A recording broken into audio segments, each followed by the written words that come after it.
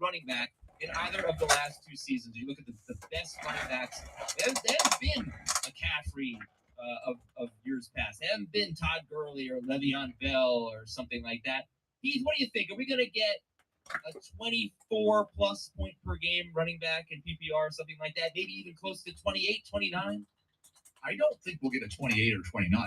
That would be pretty outlandish. But I think McCaffrey absolutely has a chance to be at that 24 fantasy point per game range, maybe even a little bit better. I think if like the hard thing is, we've talked about this a lot this offseason, the guys who have been doing that are all approaching that age where you wouldn't expect them to do it any longer, or at least you have concerns about their age and injury concerns.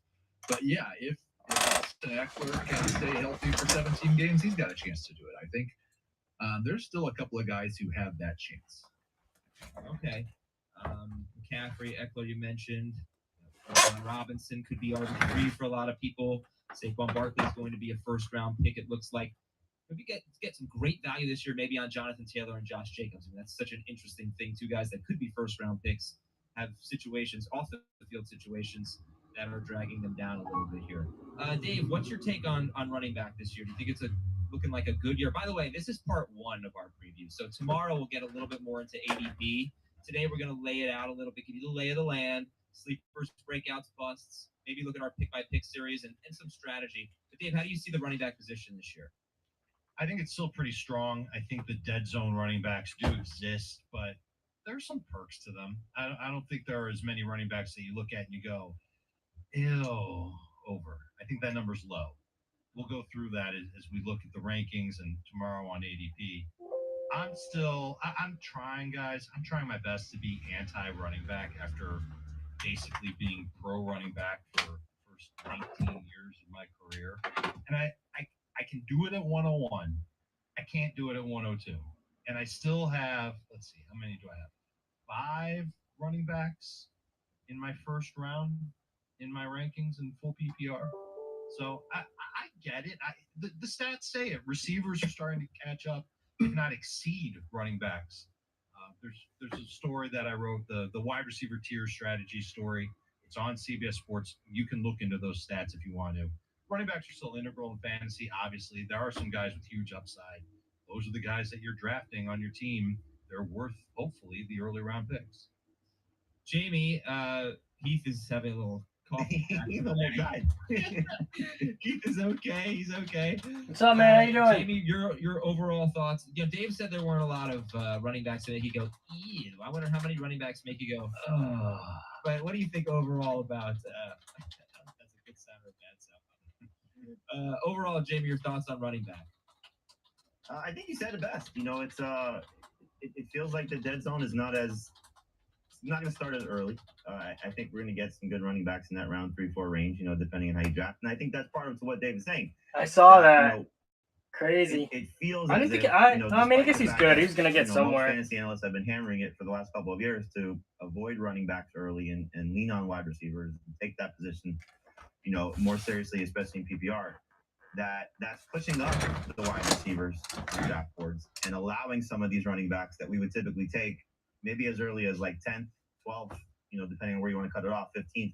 Those guys have now fallen to the spot where we would typically say, these are the guys you want to avoid. Well, why would you avoid these guys? Because they're still going to be pretty good.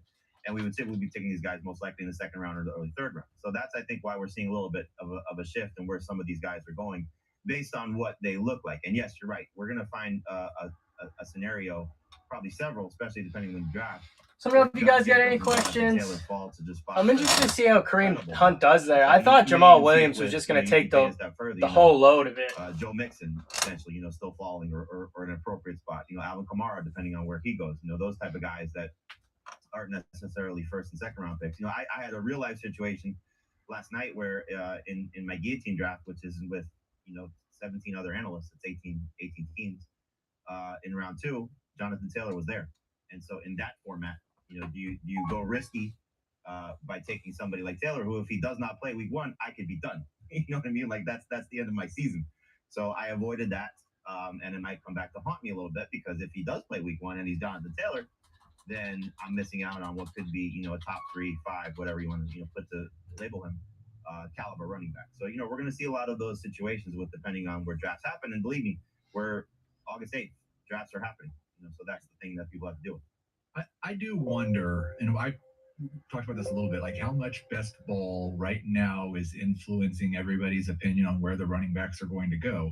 We've seen for most of the last almost all the time I've been here, that quarterbacks really move up in ADP in August when a lower percentage of the drafts are analyst drafts, when there's a lot more drafts that don't include 16 or 17 analysts or even 10 or 11 analysts. We see the quarterbacks really move up. I expect, I don't know how much it's going to happen, but I expect that in terms of overall ADP, you're going to see running backs move up over the next month. And so that's the thing that's interesting. Like right now, it's easy to look at NFC ADP and see I can get Jonathan Taylor or Derrick Henry at the end of round 2. I might be able to find Josh Jacobs at the end of round 3. There's only 9 running backs, I think, being taken in the first 2 rounds, and think, well, yeah, I can just wait on running back. They're going to be there. I'm not totally convinced that we won't still see more running backs in any other position taken in the first 2 rounds of most drafts by the time we get to the end of this month.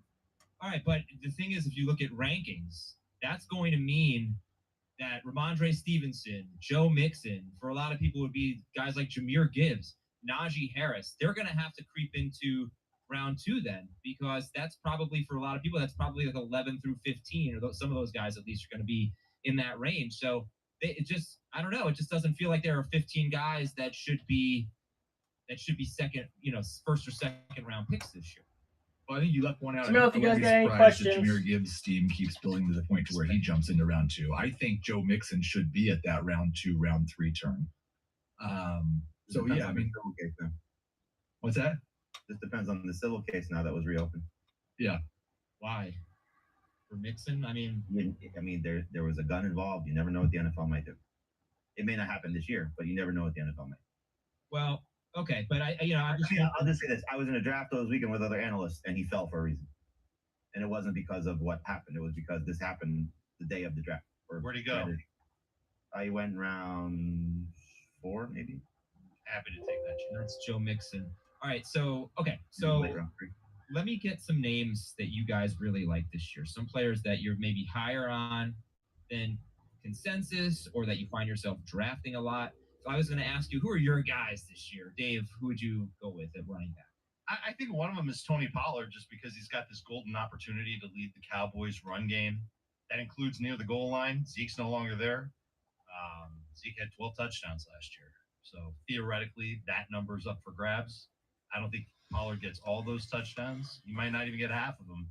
But this dude was awesome last season, averaged over 15 points per game. And now he's going to get more touchdowns and maybe more work from game to game. Explosive player, good in the passing game.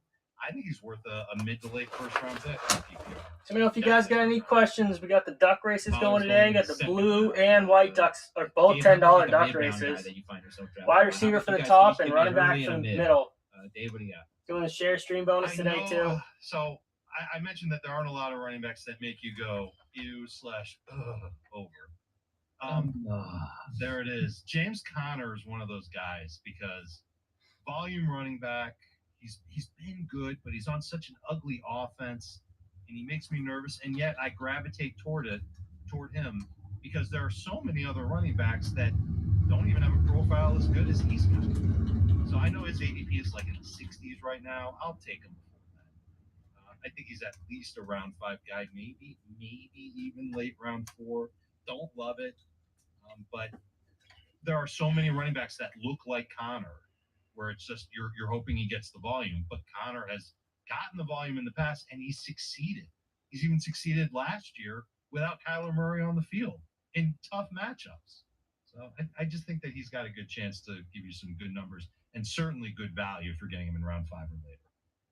All right, I'm going to go to Heath next, but I'm going to say this about Connor. I think we all identified Connor early in the process as a guy that was kind of a sleeper. He was going, I think, in round 7 months ago. He's moved up a little bit. But now, as I look at several different websites and their ADP, Connor still looks like a great value going in round 6. I like Connor, but I feel like he's a risk. Madison, who I think in our mind is more like a round 4 pick. Correct me if I'm wrong. If ADP is true, then Connor might be a great value, but so is Alexander Madison, 2 guys that we're going to identify. And again, if you disagree with me, please But if they're both going in the 60s, that's just really good for Connor and Madison. Heath, how about an early guy and a mid-round guy that you like? Yeah, I was definitely going to say Connor because he's in the 70s in terms of NFC over the last 2 weeks. I'll go with in mid to late round 2. I'm still on the Josh Jacobs train. I'm probably a little more concerned about Taylor right now than I am Jacobs, just because there's this mystery injury surrounding Taylor as well. If you go to the mid rounds or round 4 range, I'll say Miles Sanders, and then I'll add one more who's right behind James Conner in ADP right now at 78 on NFC. And that's David Montgomery. Okay, so that's from Dave, James Conner, and Tony Pollard. From Heath, another James Conner, Josh Jacobs, Miles Sanders, David Montgomery. Jamie, how about you? Some players that you tend to draft a lot or are higher on than consensus? Probably Ramondre. I'm really excited about the situation for him, building off what he did last year. That's assuming there's no, I guess at this point, Ezekiel Elliott or Leonard Fournette signing. But I think those guys would not necessarily scare me off dramatically. It would be a hindrance, but we saw what these guys look like at certain points last year. And coming to a new team, I think it would still be a good scenario for Ramondre. So I would happily take him at the back end of round 2. A mid-round guy, is that the next category? I'm still very much excited about J.K. Dobbins, and Heath alluded to this with Taylor with the mystery injury. I think it's the same scenario for both these guys, Taylor and Dobbins, and Jacob. They're contract related. So once they get on the field, I think you'll be happy with their production. For Dobbins, 2 years removed from his ACL tear. What you're hearing about what they're doing with the running backs. If you guys got questions, we got the 2 duck races going today. Also, the pull boxes are all live, so you can hit any of the 4 slabs on the bottom. Because Lamar Jackson's healthy. But I do like the you get the slab chasing, you get to pick any of the 4. You said that the only guy that they brought in was Melvin Gordon. That's a pretty big boost for I think where he's going to end up, finishing this year if he stays healthy. So very excited to draft him, and he continues to fall because of the scenario that he's not practicing right now. Okay, do you guys have an overall quarterback strategy? Or sorry, running back. We're on running backs now. Do you have a running back strategy? A lot of people like to go hero RB, which is one running back really early, and then you can wait a little. Does anybody have a running back strategy? They say, I do this typically. No. A running back strategy? I mean, I lean toward hero RB. I think that's just a good way to go, especially with what we see with how these receivers are being drafted, with those running backs that you're able to get, even later. So it's probably a modified hero RB at this point by comparison to last year. So you could take one running back early, first or second round. You get receivers in rounds 3 and 4. You can still find good value, like we said, with guys like Connor and Dobbins and Sanders and these guys and Madison, still in round 5, round 6, if you want to dip your toe back into that pool. But I think there's just, a lot of great dart throws that you could take a little bit later, and we'll see where some of these, lottery ticket handcuff type of running backs end up going. But, I like to buy a lot of Roshan Johnson and Tank Bigsby and those type of guys, the young running backs that could, an injury away or maybe even get some production in tandem with a guy, and then by the end of the season, you're looking at these guys as hopefully being league winners. So Heath, I know you're not gonna give me a running back strategy. I kind of roll with the punches in drafts, and that's fine. But one of the things we've talked about, Jamie and I have talked about this a lot. I don't know if I've talked about it with the other 2, but that maybe, and I'm sorry, I know it's already come up a little bit on the show, but RB deads or mid-round running backs are better this year than they have been in the past. I feel like we've felt that way. Do we feel that way as a group, guys, that the mid-round running backs, let's say rounds 4 through 7 or so, are better this year than they have been in the past? We don't really know how ADP is going to settle, but probably. I have a hard time believing any of them are going to be better than Josh Jacobs was last year.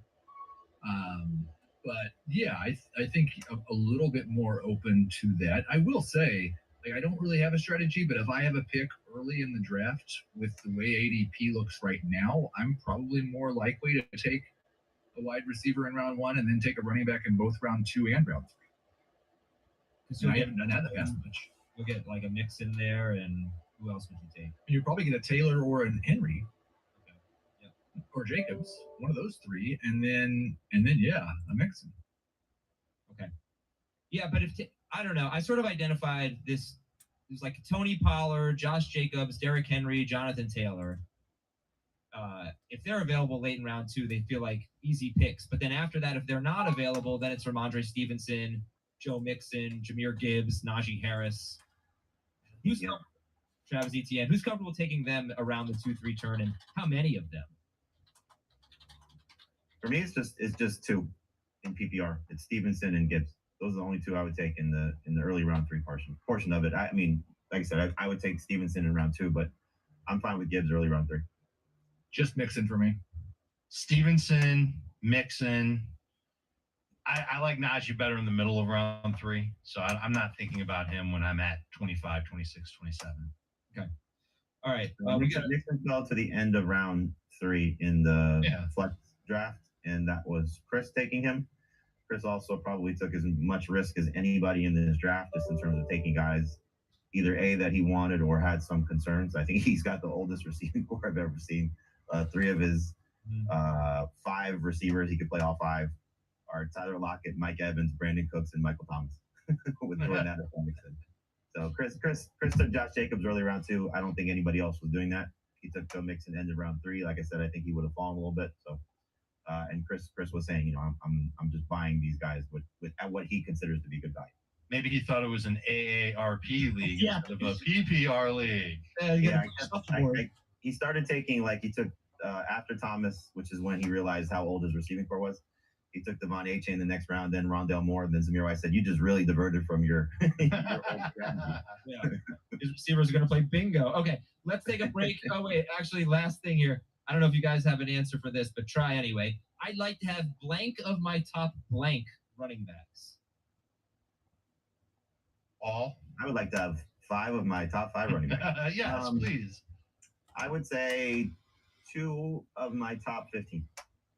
1 of my top 7. 3 of my top 26. That's with an asterisk. And then I got something fun here. Okay. 2 of my top 20. What do you have that's fun, Dave? I saw you had a package. I got a box. I got a package. What's in the box? So, if you guys got any Unboxing questions, of the most unbelievable fantasy football magazine you will ever have in your life. This is it. The CBS Sports Beckett Fantasy Football Preview Magazine. Bijan Robinson on the cover. If you're listening, you can't see it. It's a gray background with Bijan Sanderson. It is on newsstands now. It is available for purchase online now. Go out there and get it. It is the CBS Sports Beckett Sports Fantasy Football Preview Magazine, done by everybody on this podcast and more. Awesome. Great promo. I have 4 other things to promo. Here we go. Everybody sit tight. We need email addresses from 4 or 5 people who are in the FFT Open but did not leave their email address. If you're listening, please send an email to fantasyfootball@cbsi.com so we can contact you.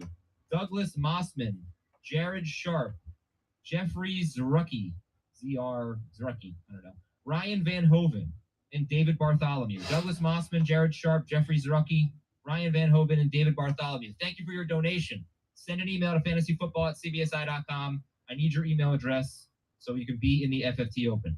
Speaking of which, if you want to go to tinyurl.com/FFT donate and continue donating to our draftathon, all benefiting St. Jude, you can get private Zoom calls with all of us and more, and Chris Towers and some others. Oh, come on. My private Zoom call is only going for half of what Dave and Jamie's are. We can do better than that.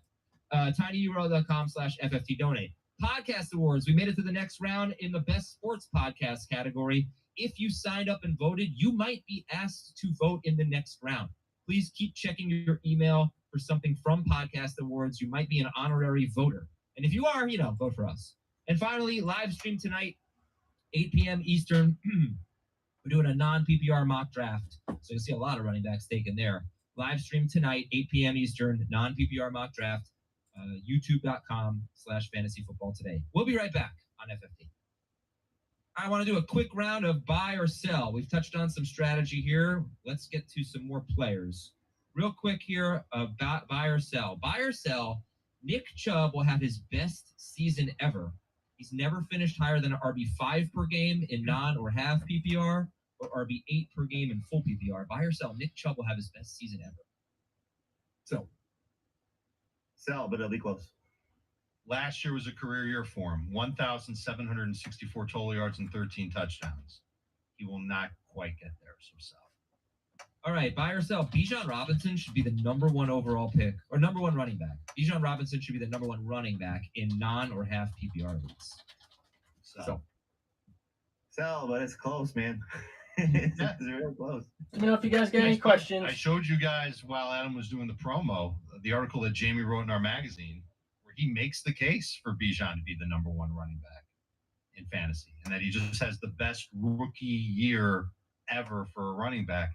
And I'll tell you what, he's got the profile to do it. So it wouldn't surprise me if he did finish #1, but I'd still like McCaffrey in that more. Okay, wait a second. It was Eric Dickerson, right, Jamie?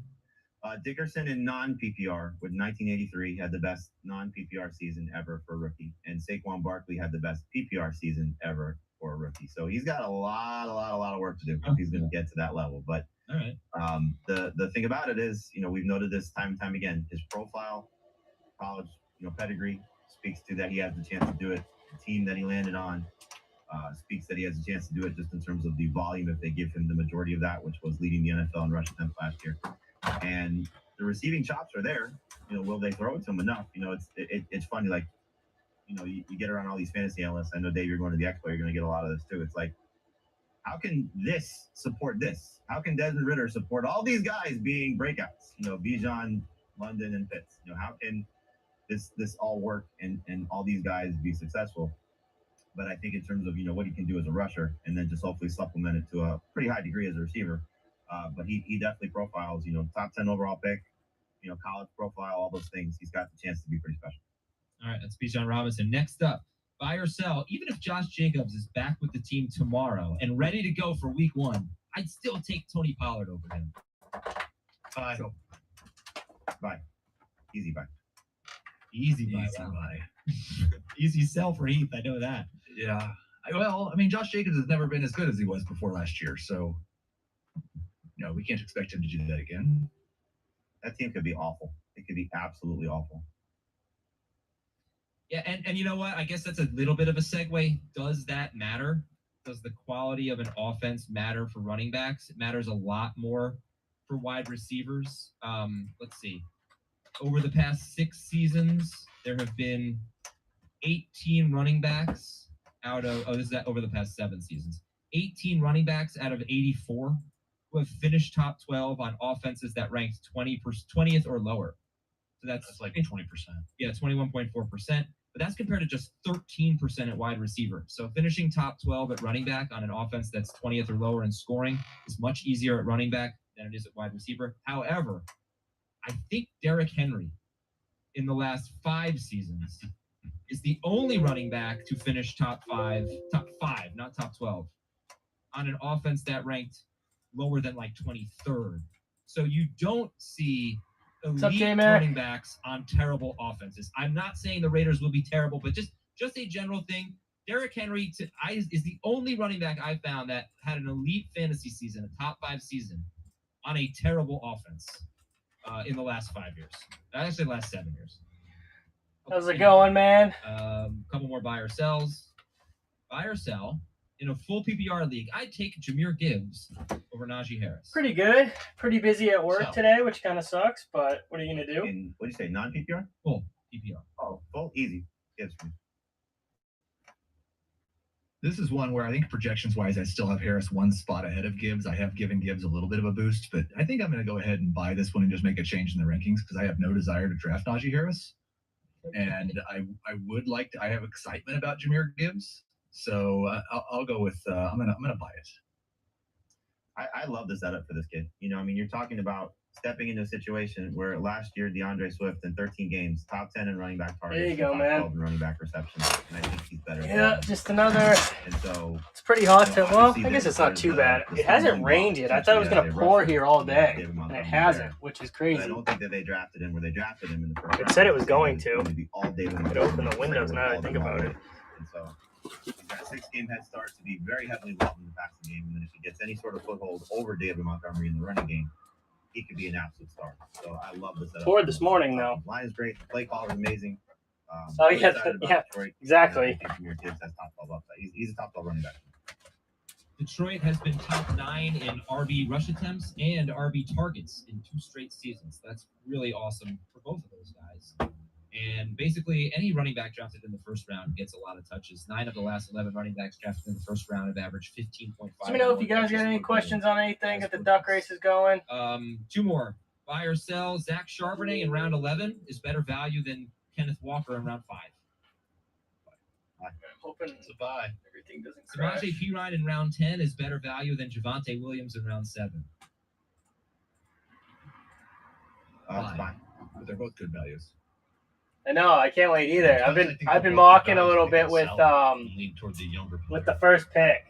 A few more overall questions here. Is taking 2 running backs with the first 2 picks, RB, is that a bad strategy? And after you answer that, I will give you a team that did that in our recent pick-by-pick series. Is RB a bad strategy? No, it just needs to be done with the idea that one of those 2 running backs felt like a really good value. I don't think you should go into your draft and say, all right, I got to get 2 running backs right. You have 5, yeah. But if you're drafting, This is the order. I have to wait till everybody pays to put it in the Pollard makes it back to you. Yahoo. So I'm holding out. So I have it written down. Like Devontae Adams or Jalen Waddle. Take Pollard. Take that upside. Take the value. You might be able to draft McCaffrey and Derrick Henry. Yeah, exactly. McCaffrey and Jonathan Taylor. The one Same spot exact thing. So it's not isn't a actually as full bad as I was You take expecting 2 it. running backs, but one of them Which has is to kinda be a nice. really good value. I would say it's a better strategy than it's been at any point in the last 5 years. Okay. Yeah, and Well, I think the opportunity is there for it, and that's what makes it a better strategy. Because in the past, I don't know if you could necessarily pull it off like you can this year, because there's such a race for wide receivers. yes. It really also depends, I think, where you draft. Because, like Keith said, if you're getting McCaffrey and Henry or McCaffrey and Taylor, or these guys are falling to the back end of round 2, it makes it that much easier. But I think it's a little harder to do if you're picking at the back end of round 1 when you're still staring at these wide receivers that are just going to be unbelievable. And you're getting those guys in early rounds. So that's Yeah, I know, it is about luck. Look at Team 12 in the pick-by-pick, which was Dan Schneier's team. And we did a pick-by-pick series where each of us, there were 6 of us, the 4 of us here, plus Chris and Dan, drafted 2 teams. And then we wrote little articles about, how it came together, what our strategy was, what worked, what didn't work, what not. And you can see that on cbsports.com/fantasy. Dan had the 12th pick, and he went Nick Chubb, Tony Pollard in PPR. So how did that well, it is, but he doesn't have an elite wide receiver necessarily. So how did he do in rounds 3 and 4? So there were so many wide receivers available. He took Jerry Jeudy and DJ Moore, but he could have taken Keenan Allen, Christian Watson, DeAndre Hopkins, Amari Cooper, DK Metcalf, Deebo Samuel, plus Jeudy and Moore. So you have like 8 of them or something that I just mentioned. You can select your favorite 2. Calvin Ridley went the pick before him. I don't know that you're getting Calvin Ridley 36th at this point, but if you like that strategy of Chubb, Pollard, and then let's say Keenan Allen, Jerry Jeudy, I like that. You guys like that? I like that. You like that. Yeah, I don't mind it at all. Again, you're taking a chance on 2 potential top 5 running backs. Assuming that there's no company added in Dallas, which sounds like there might not be. So I agree with you. I think, and to your point though about Calvin Ridley, I got Calvin Ridley in an analyst draft around 4. It's half PPR, so put that for what it's worth. But still, I think if you could get like DJ Moore is fine. I don't want to make this DJ Moore thing, but I just don't love him as that in that spot. So I think for me, if it was Keenan Allen, I feel a little bit better about it just because I think there's more receptions there. So, but yeah, I think if you first off, you got to know who you're drafting with. Dan obviously did, so he felt maybe those 3-4, the rounds 3-4 wide receivers would be okay. Maybe he thought he was going to go, tight end or receiver or quarterback. That's what as well. But he passed up on by taking Pollard, Devontae Adams, CeeDee Lamb, AJ Brown, and Amon-Ra St. Brown. That's a pretty talented group to be, moving on from to take one of those running backs there. And if they fail, you're probably something. Yeah, I like it a lot more on the other side than I do here. Like the only way I would do it is if one of McCaffrey, Eckler, two of McCaffrey, Eckler, Barkley, Pollard, and Bijan fell at that point. There's nobody else I'm taking at that 1-2 turn.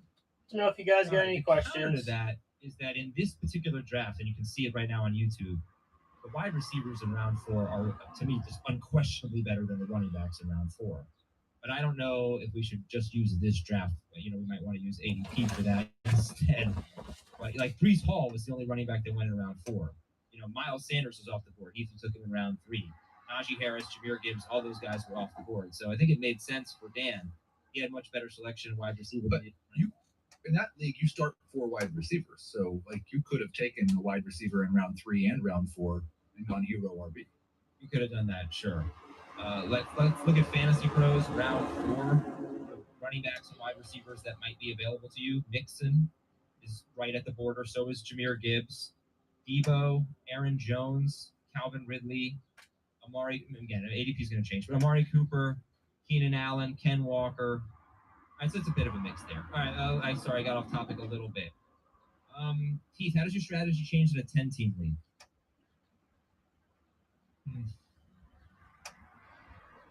I don't know that it does. Anybody's strategy change in a 10-team league?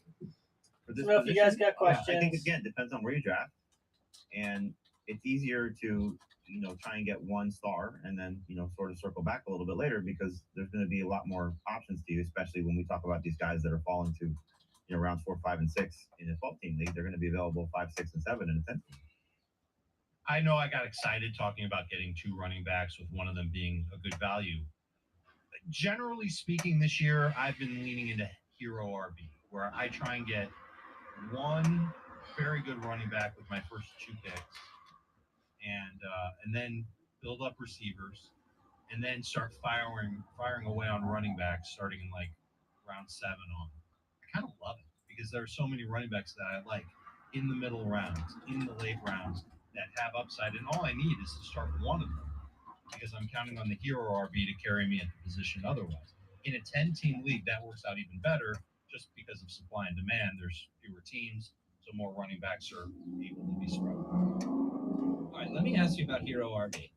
If you take that hero running back in the first 2 rounds to anchor the position, how long do you wait until you take your next guy?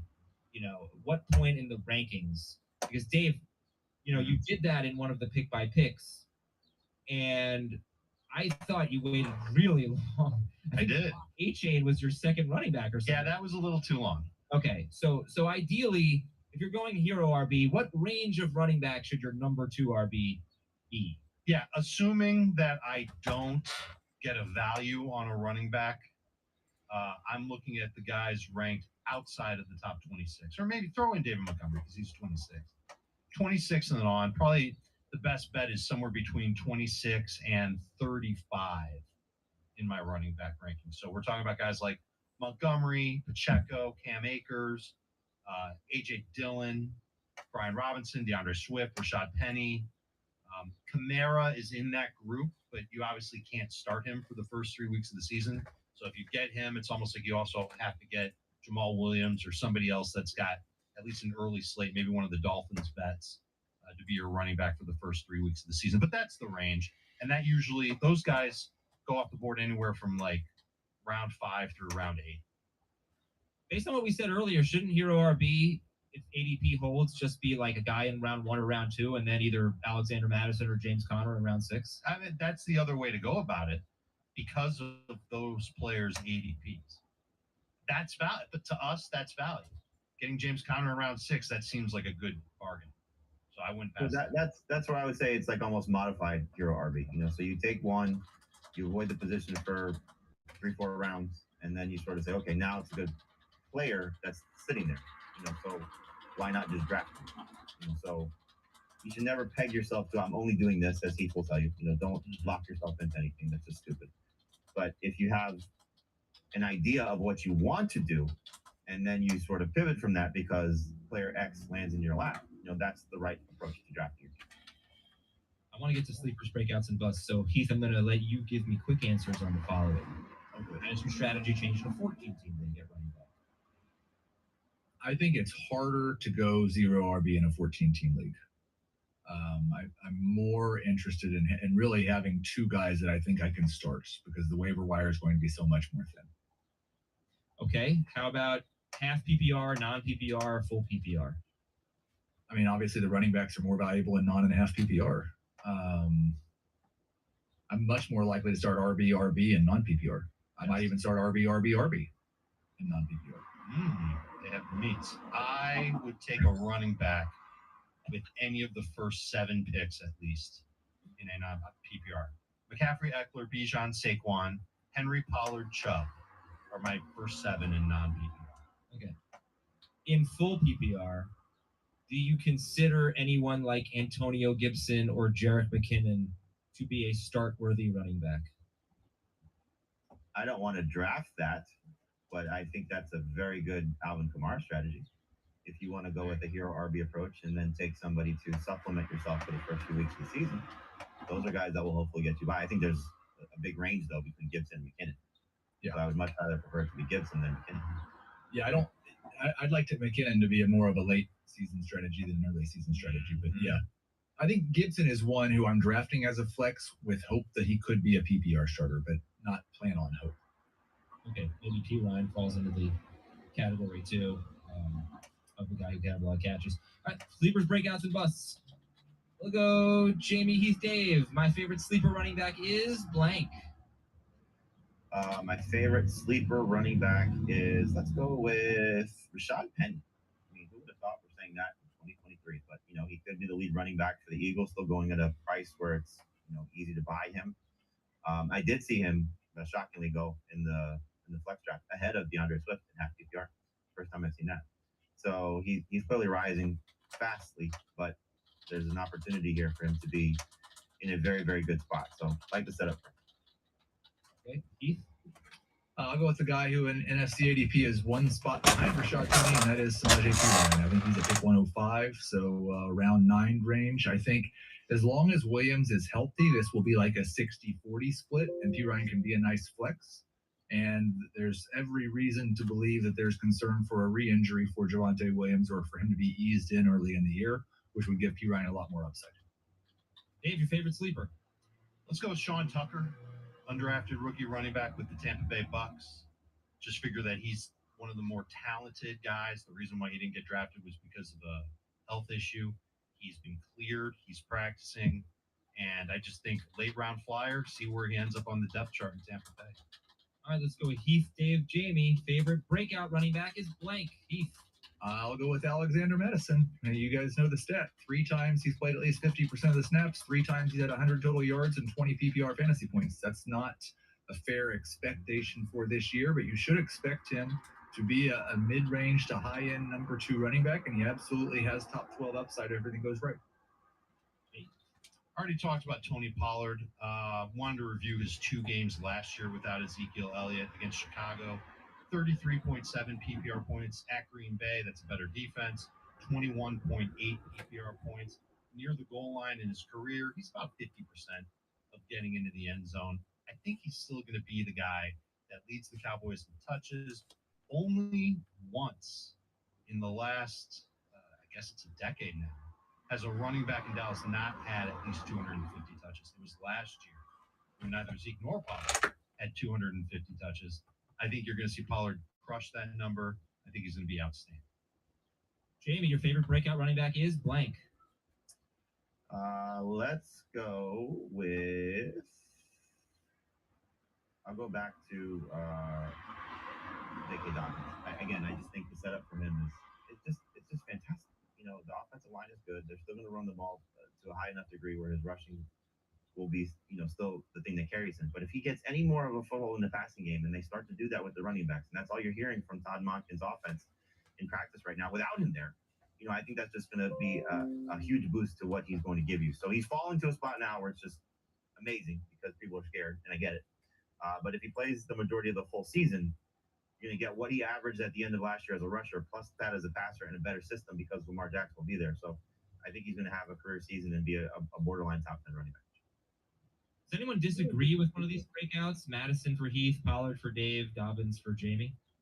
I would only disagree with how much Pollard was RB7 last year. How much better are we thinking he's going to be this year? He could potentially be RB1.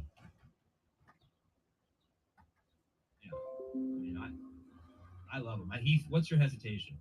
I don't believe he's going to turn into a feature back who smashes 250 touches.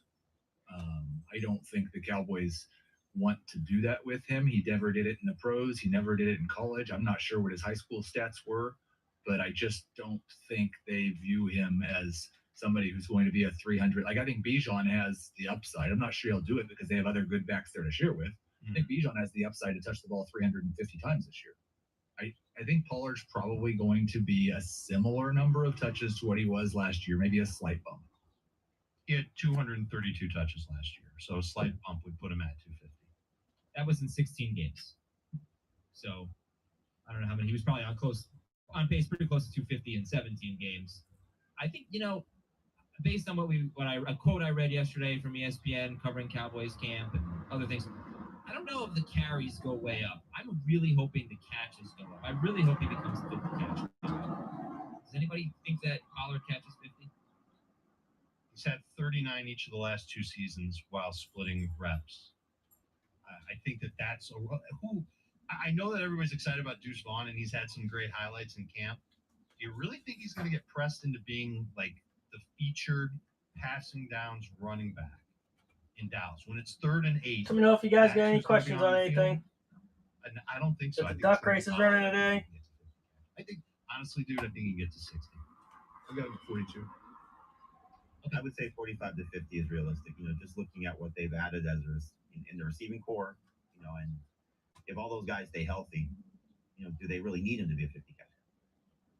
Kind of. I mean, that's the thing. That's kind of my argument for it. Is I don't really think we would like to see. They need it to be. Well, yeah, I don't think they have a very good receiving core, and I think they might lean on the tight end less this year than they have in the past. And that's because I think you got a healthy Gallup and a Brandon Cooks addition that they didn't have over the last couple. I simply don't know what to expect from Gallup and Cooks. I think Cooks they've both had very good camps, but Cooks has been outstanding. And I think about a former number 1 receiver now operating as the number 2, and the coverage will be easier for him. And they're starting to get a drumbeat out of Dallas that they're going to throw more than you're giving them credit for after that. They are. Okay, so busts. Who will be a bust? Blank will be a bust. We'll go Dave, Jamie Heath. I will nervously say Miles Sanders based on his ADP. He's got around 4 ADP. He's never been higher than 13.4 PPR points per game in a season. He's been above 12 in 3 of his 4 seasons, so I think he can be good. I have a hard time believing he's going to go right back to 50 catches when he hasn't done it in the past few years. And I'm just a little nervous about just how effective he'll be in an offense with a rookie QB. And I will say that I need to say this because I actually texted Dave, and I think that might have been the reason he said the word 50. I have done a little bit of speculating, and some people have done some speculating that him being reunited with Deuce Staley is going to mean that he's re-involved in the passing game. He did average or pace for 70 targets per 17 games his 2 seasons with Deuce Staley. And there's actually a clip that's being shared on Twitter this morning by Josh Norris of Underdog, and it's basically Frank Reich and Scott Fitterer talking to Miles Sanders about reuniting with Deuce Staley and catching 50 passes again. Right, and so I started doing deeper research on Sanders yesterday. His catch rate's pretty good, 76.5% over the last 2 seasons. Only 3 drops on 58 targets. He just wasn't asked to catch in Philadelphia. Now it sounds like, especially he was his first 2 years when Deuce Staley was there, but not the last 2 years when Deuce Staley wasn't there. So he can do it. It's just a matter if he gets the opportunity to. I don't know if you guys got questions. Does it bother you that he has 14 career red zone targets, including 4 in his past 3 seasons? Probably not. You're probably overlooking that because 2 of the last 3 seasons, Deuce Staley wasn't there. Well, and Jalen Hurts was his quarterback too. Like, it's not like I think you put J.K. Dobbins with a different quarterback, and I would expect him to catch more passes. Let me continue to make a terrific bust case for Miles Sanders. Frank Reich in Indianapolis, remember, Jonathan Taylor, but he also had Marlon Mack. The lead running back there averaged anywhere from 15.5 to 19.5 attempts per game. Yeah. Just once did a running back have over 250 carries in a season. Reich has traditionally used a 3rd down guy. So I know that we've heard this talk about Sanders being a 3-down guy. Look, I think he can get you between 12 and 13 PPR points. I don't know if that's good enough to be round 4. Probably. right, Jamie. What a great bust he is. Jamie, Now you're gonna hear my bust case for Christian McCaffrey. Jamie, what do you got? I mean, I hate to say I'm still nervous about Derrick Henry because it burns me every season, but I'm still nervous about Derrick Henry. 29 years old, 3 of the last 4 seasons, all the work that he's had, according to Pro Football Focus, worst offensive line in the league.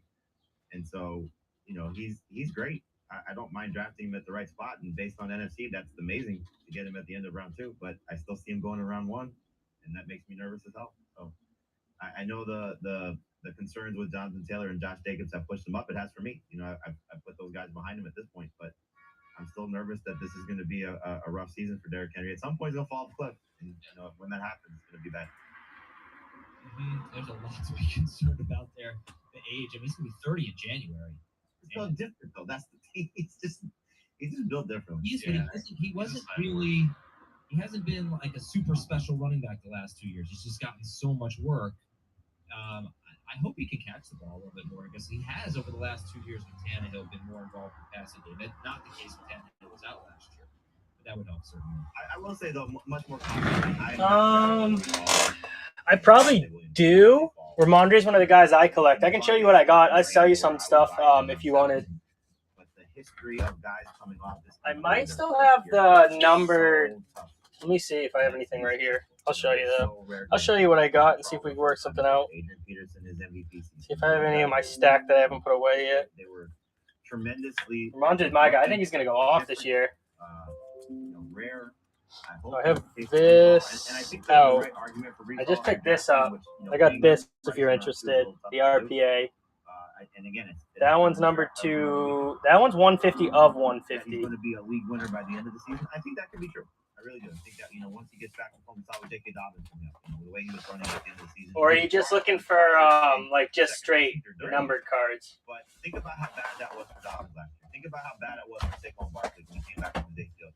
These guys struggle, and the Jets have told us that they're not sold on it to whatever degree. Kicking the tires on Dalvin Cook, spending another draft pick on a running back, still having the guys that they have on the roster.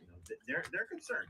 And Devontae, I know it's great that he's back, and hopefully all things are there. Why did the report come out that if Josh Jacobs is available, the Broncos will consider it? I think that's the beginning. Well, no, I don't know if you're still here, man, but this is what I got too from Andre. I got this one's out of 49. This one's out of 299, 199. This is 99, and then this one is out of 199. This is just a Prism rookie. Yeah, Let me know if you're interested in any of that.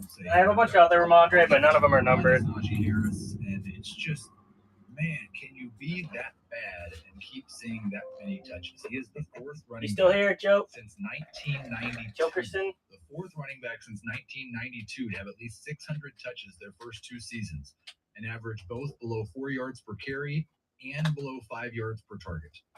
The other 3 running backs had a combined 2 top 20 seasons for the rest of their career. It was Eric Rett, Kareem Abdul-Jabbar, and Willis McGahee. A combined 2 top 20 seasons for the rest of their career after those 2 seasons. We saw him lose pass-catching work to Jaylen Warren last year. I wouldn't be surprised if he's as sluggish as he was last year if he loses some more carries to Warren. And I know that's not something Mike Tomlin's done in the past. Hey man, I don't know if you saw me. I got out some of my Stevensons. Sorry if I missed the message and you dipped out. I got this one to 49. 299. 199. 99. Just a Prism rookie to 199. And then I got an Obsidian to 150. And then I also have this for Ramondre. It's not numbered though. As the season goes on, too sharp. You can't tell I like Ramondre. When would you draft Ken Walker then, if you fell? I'm pretty much just hands off. I think I have been round 7. Got Dave and Jamie. When would you draft Ken Walker? I think about him. I'd probably be. I don't know. I'd have to figure out, look him up because I usually don't sell Ramondre. Which ones are you interested? He's got to get healthy, and these are valuable. Yeah, I'm a big Pats guy. So I have a lot of Ramondre. I've sold a good amount of it. I buy and sell it. But which ones are you interested in? I got some slabs too. I think of his too. Wouldn't you qualify as a buy the dip guy? Definitely would sell a couple of them. Yeah, for sure. And then you could also, if you wanted to, you could draft Walker in 6. Like, you can't believe he's there. It's good value. You maybe didn't intend to draft him. And then come back 2 rounds later. I also have and get this Charbonnet. PSA 10 rated rookie, and then I have this one a 9. This one is out of Walker. He's just not 40. according to NFC, 31 he's of the only 40. one I can have like a date range for. He's not really falling that much. Now he's in round Yeah. 5. I guess he's falling a little bit. This is what I I got. was hoping he'd fall around. I used to have a ton. I used to have way more. I got these are the slabs. I got the zebra, Late round picks. rated rookie, On Fantasy Football Today will be part the 2. obsidian out of Draft position from 40. 1 to 50. I got the gold standard out of 49, If you don't like, we'll be right back. limited out of 299, Guys, give me some of your favorite late round zenith picks. out of 199. I'm gonna just slide through Got the these. select out of 99, Maybe 3 of your the favorite prism picks. rookie out of 199, and then obsidian out of 150. 150 of 150. Michael DeRocco of ESPN, who's covering the Jaguars. Travis Etienne remains the top back, and Coach Doug I thought I had more, so I don't know what happened to the rest of them. I must have sold the rest of them. Work in the offseason on squaring his shoulders and reading holes better. But Tank Bixby has been impressive enough that he could eat. Isaiah Pacheco and Kadarius Toney are both expected to be Let me ready know. for week 1. Jake Ferguson is the clear number 1 tight end for Dallas, according to John Machota of The Athletic. Does anybody want to make a case for Ferguson ahead of... So this one and the 2 obsidian ones. Yeah, obsidian's my favorite.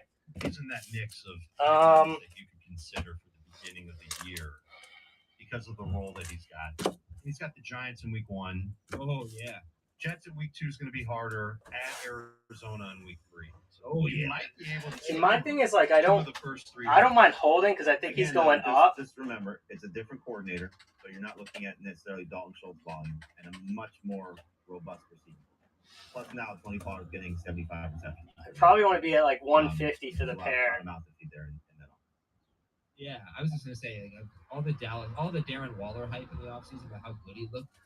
He's facing the Giants. Remember how good every tight end looks against the Giants? The He what? gets to go up against the best matchup in fantasy every That'll be better. I will say this though, just to something Dave brought up in the fact of the group that you brought them in. I did Oh, this something one. which, you know, I may switch my rankings on this, but I feel better drafting this because I think especially you know who you're drafting with, so I know how most fantasy analysts feel about that late group tight end. Yeah, and then the 199 RPA, 199 or 299, 199, and I 99. just missed out on Fryermuth, who's the guy that I like to target, but I just missed out on him, and it was coming. I forget which direction where there wasn't a tight end after me. I'm like, you know, I think I could probably get one of like Schultz or Higbee or one of those guys, you know, the guys that have ranked like 11 through 15. I'm just gonna take Kincaid and make sure I get him, as opposed to taking the higher ranked guy for me, but maybe not. But the upside guy, I knew I was committed to tight ends at that point, and so I ended up with a Kincaid Schultz combination. I was very happy. Excellent. The Lions signed Teddy Bridgewater. Excellent. Baker Mayfield. This one I have no idea. This one I probably would want to be about. The second one. I probably need at least 40 for it, and then this one I haven't Baker looked up in a Mayfield is while. expected to start the first preseason game. Kyle Trask the second one. Brock Purdy unlikely to play See this. what they do with their depth chart, which is fun. It's depth chart season again. Yeah. They listed them as or Oh, I hate Orr. Baker Mayfield or Kyle Trask. Number 1 QB. You're hearing a little buzz that intrigue. Kyle Trask might be the starting quarterback. Yeah, he's starting to gain ground on Baker. Rashid Shaheed, Saints wide receiver, is going to miss multiple weeks with a groin injury, according to the New Orleans Football Network. And C.J. Stroud is going to start the first preseason game for the Texans, who are going to be without their right tackle, Titus Howard. 4 to 6 weeks. They already lost their starting center for the season. So not good early developments for the Texans offensive line. All right, let's just finish with maybe Yeah, I'm just looking it up so I don't want to like screw you over. I mean, because I don't know the prices on him off the top of my head because he's a guy I like. And yeah, I was ready for 2 out of 3. How's that? Chase Brown.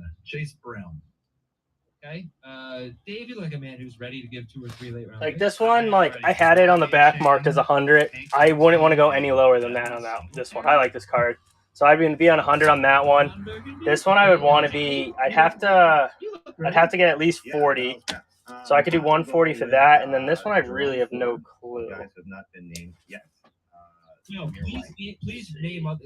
It's actually beneficial if you name the same names, if you feel that way.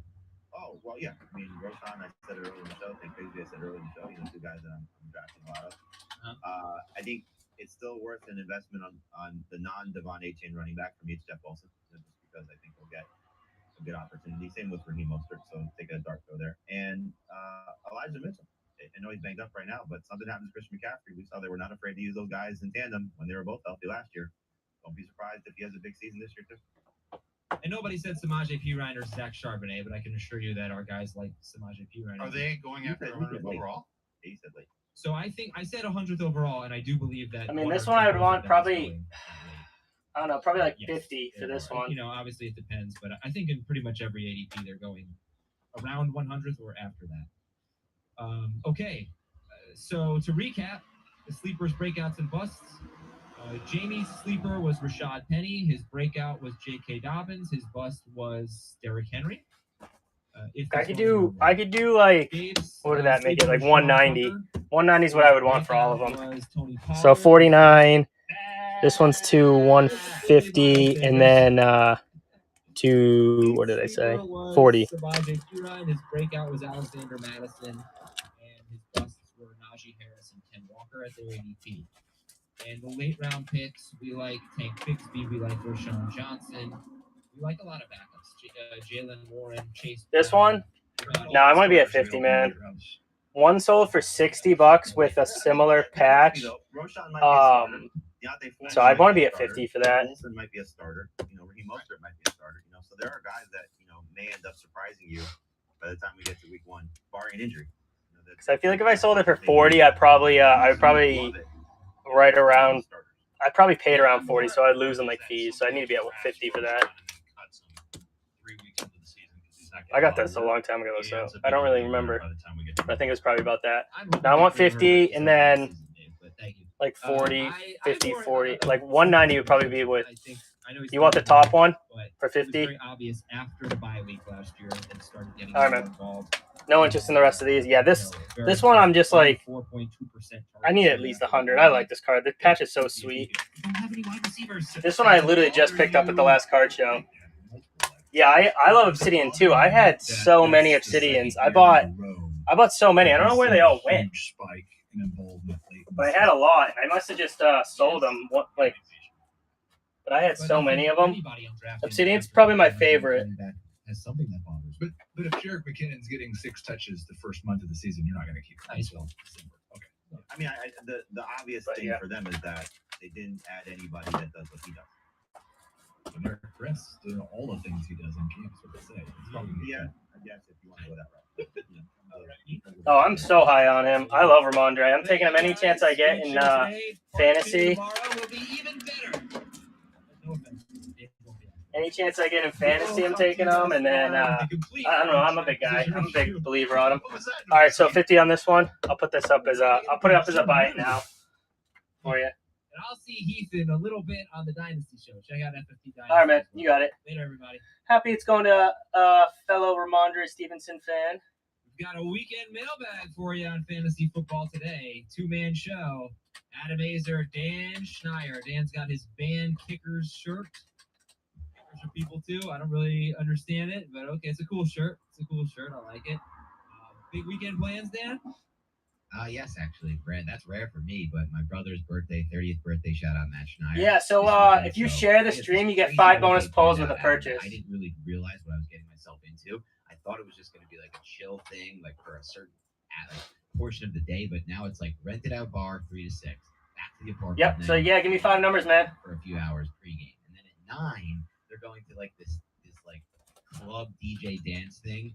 And he's like, I know that's not your scene. All right, and I just put it in the buy it now. If you just search your username, it should come up. Or if you search Ramondre. Make it in a team bag, too. 100%. I'll do the pizza. Yeah, so give me 5 numbers, man. 3 to 6. I'll go back and all right, good. I wouldn't really. I don't want you there.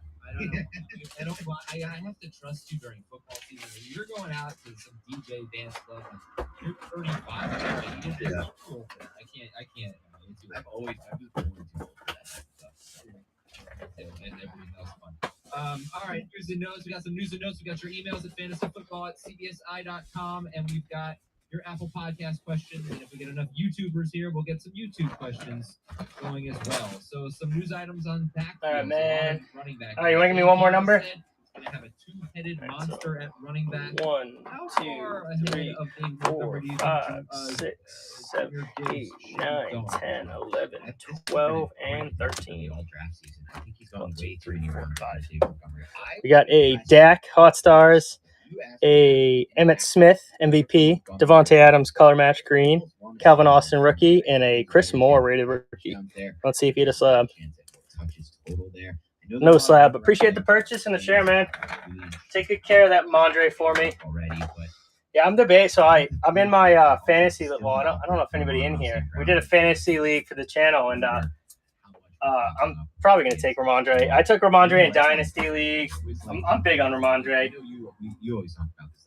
I'm in New Hampshire. I'm in Manchester. A little too much into his tackle rate and yard after contact per attempt. But he's getting the best offensive line in his entire career. And this is on a team that I'm assuming you're from Mass. 17 rushing touchdowns last year. So I like Montgomery a lot. I think they should be closer in ADP, maybe a round apart. Nice. There you go. Yeah, they're Yeah, I've been trying to get my buddy to go to Last 11 training games camp, of but 2022, he's DeAndre too busy. Swift Too busy had for me, I guess. 72 carries, and Jamal Williams had 100. I wanted to go today. DeAndre Swift had 40 catches, and Jamal Williams had 6 catches. So it was very much you're the running down. You run the ball, you catch the ball, pretty much. Damn, I'm jealous. I want to go. Something like that. Was it? I wonder how much the tickets are. Tim McManus of ESPN said Because I want to go so bad. Speaking of which, now I'm so ready for is, football. quote, making a case for why he should receive top billing. End quote. This is a much rosier outlook than the. It's nice to meet a fellow person that just collects Ramondre. Like, do you collect any other pads? I'm a big Brady guy. That job, he might be. So Swift and David Montgomery have pretty similar average draft positions. Who would you prefer? They are. I bought so much Ramondre Stevenson in the offseason. I prefer Montgomery, but I'm kind of disappointed that they're both getting hyped right now because these were two of the guys I was targeting all draft season. So happy to pay a 7th round price tag for these guys and avoid the early running backs, but it's going to be tougher and tougher. I think both are going to move up the board, especially Swift. Swift is going to really start moving up the board. So it's disappointing to me because I don't like when the hype. Yeah, he's going to go up in the. It's been going up, which is nice. Because some of the stuff I bought a long time ago, and I probably got a decent deal on it. I mean, it hasn't gone up yet. Once the season hits and he goes off, it's going to go crazy. Yeah, actually. We did Yeah, I don't know why. I mean, he's going pretty high. I think he's going like right at the turn at the end of the second. So he's still a high pick, but yeah. For a second, I was doubting the URL. No, I agree. Yeah, I wonder. I don't know why. He killed it last year. Jonathan Taylor. As far as cards, yeah. Went for $27, I think. 26. Austin Eckler was 33. Kelsey was 36. Jefferson was like 33. So Cup was an absolute steal. Taylor was $17. We had as far as cards, yeah, he's not 13, 14. crazy. Right. Taylor probably should have been more like 21, 22. So yes, take advantage of that kind of stuff. And Kyle Pitts for free, I got. I feel like that was great. Hey, that's really great. It had nothing to do with the theme that I was the injured players, but way to go. Joe Burrow, I think, went for 6, which was probably a dollar or two lower than what he might have gone if he didn't have an injury. Like just a guess. Javonte Williams is going to play in the preseason, so let's compare him to DeAndre Swift and David Montgomery because he's also going in that range. In fact, his ADP is higher, but should it be? Who's your favorite in that group now? If I throw Javonte Williams in there, this is pretty cool that he's going to play in the preseason. Should make you feel good about him being ready for week 1. Yeah, I mean, he says he has no restrictions. I have a weird. I get put in a weird spot when I talk about Javonte Williams and Chris Paul's of the world and all of these players in year 1. I know, right? Exactly. I definitely will. Appreciate you stopping by, man. Especially at the running back position. Need a year coming off that ACL to really regain form. So I'm not expecting perfect form, Javonte Williams. The reason it's What's up? What's up, Nate? How you doing? Because I am all right, man. Yeah, just let me know. Every single running back on Sean. I'll give you a follow back too. Data backs it up. They're going to get a crazy amount of targets. We're talking 30% of targets to running backs. I think it's been that way in the past. The projection at the running back position during Sean Payton's era with the Saints is unbelievable, and it's multiple backs. So I think it's going to be both Williams, both Piran at like at value. But again, it's that year off the ACL where you don't really want to be making crazy investments. Right now, the investment is still pretty cheap for Williams, so I'm fine at buying his tremendous price tag. But if he's playing in the preseason, Adam, we already know this hype train is going to soar. How you We're gonna been, see a Nate? multiple round jump, I think, in ADP for Williams, and that's when it gets to the point where am I going to make that kind of investment? That's not going to draft capital on someone in year one off the ACL. There you go. I apologize for that. I've been pretty good. No complaints. Work's been freaking crazy, but So yeah, did you rank them? Can't I'm wait for the just week to be curious. over. I didn't really struggle with this. Cervante versus This is a Swift. struggle for me too. Sorry, I didn't rank them, Adam, and I didn't mean to cut you off there. I'm gonna go. I'm gonna go Montgomery. Montgomery 1, love him. 2 Williams, 3 Swift. I'm good on all 3 really. Definitely room for that to change. been a slow week, but I'm gonna be off for like 2 weeks coming up. Friday's my last day for like 2 weeks, so that'll be kind of nice to take a vacation. That's still a ways away. Gonna go all over the place. Charbonnet is back, so that is great. He returned to practice.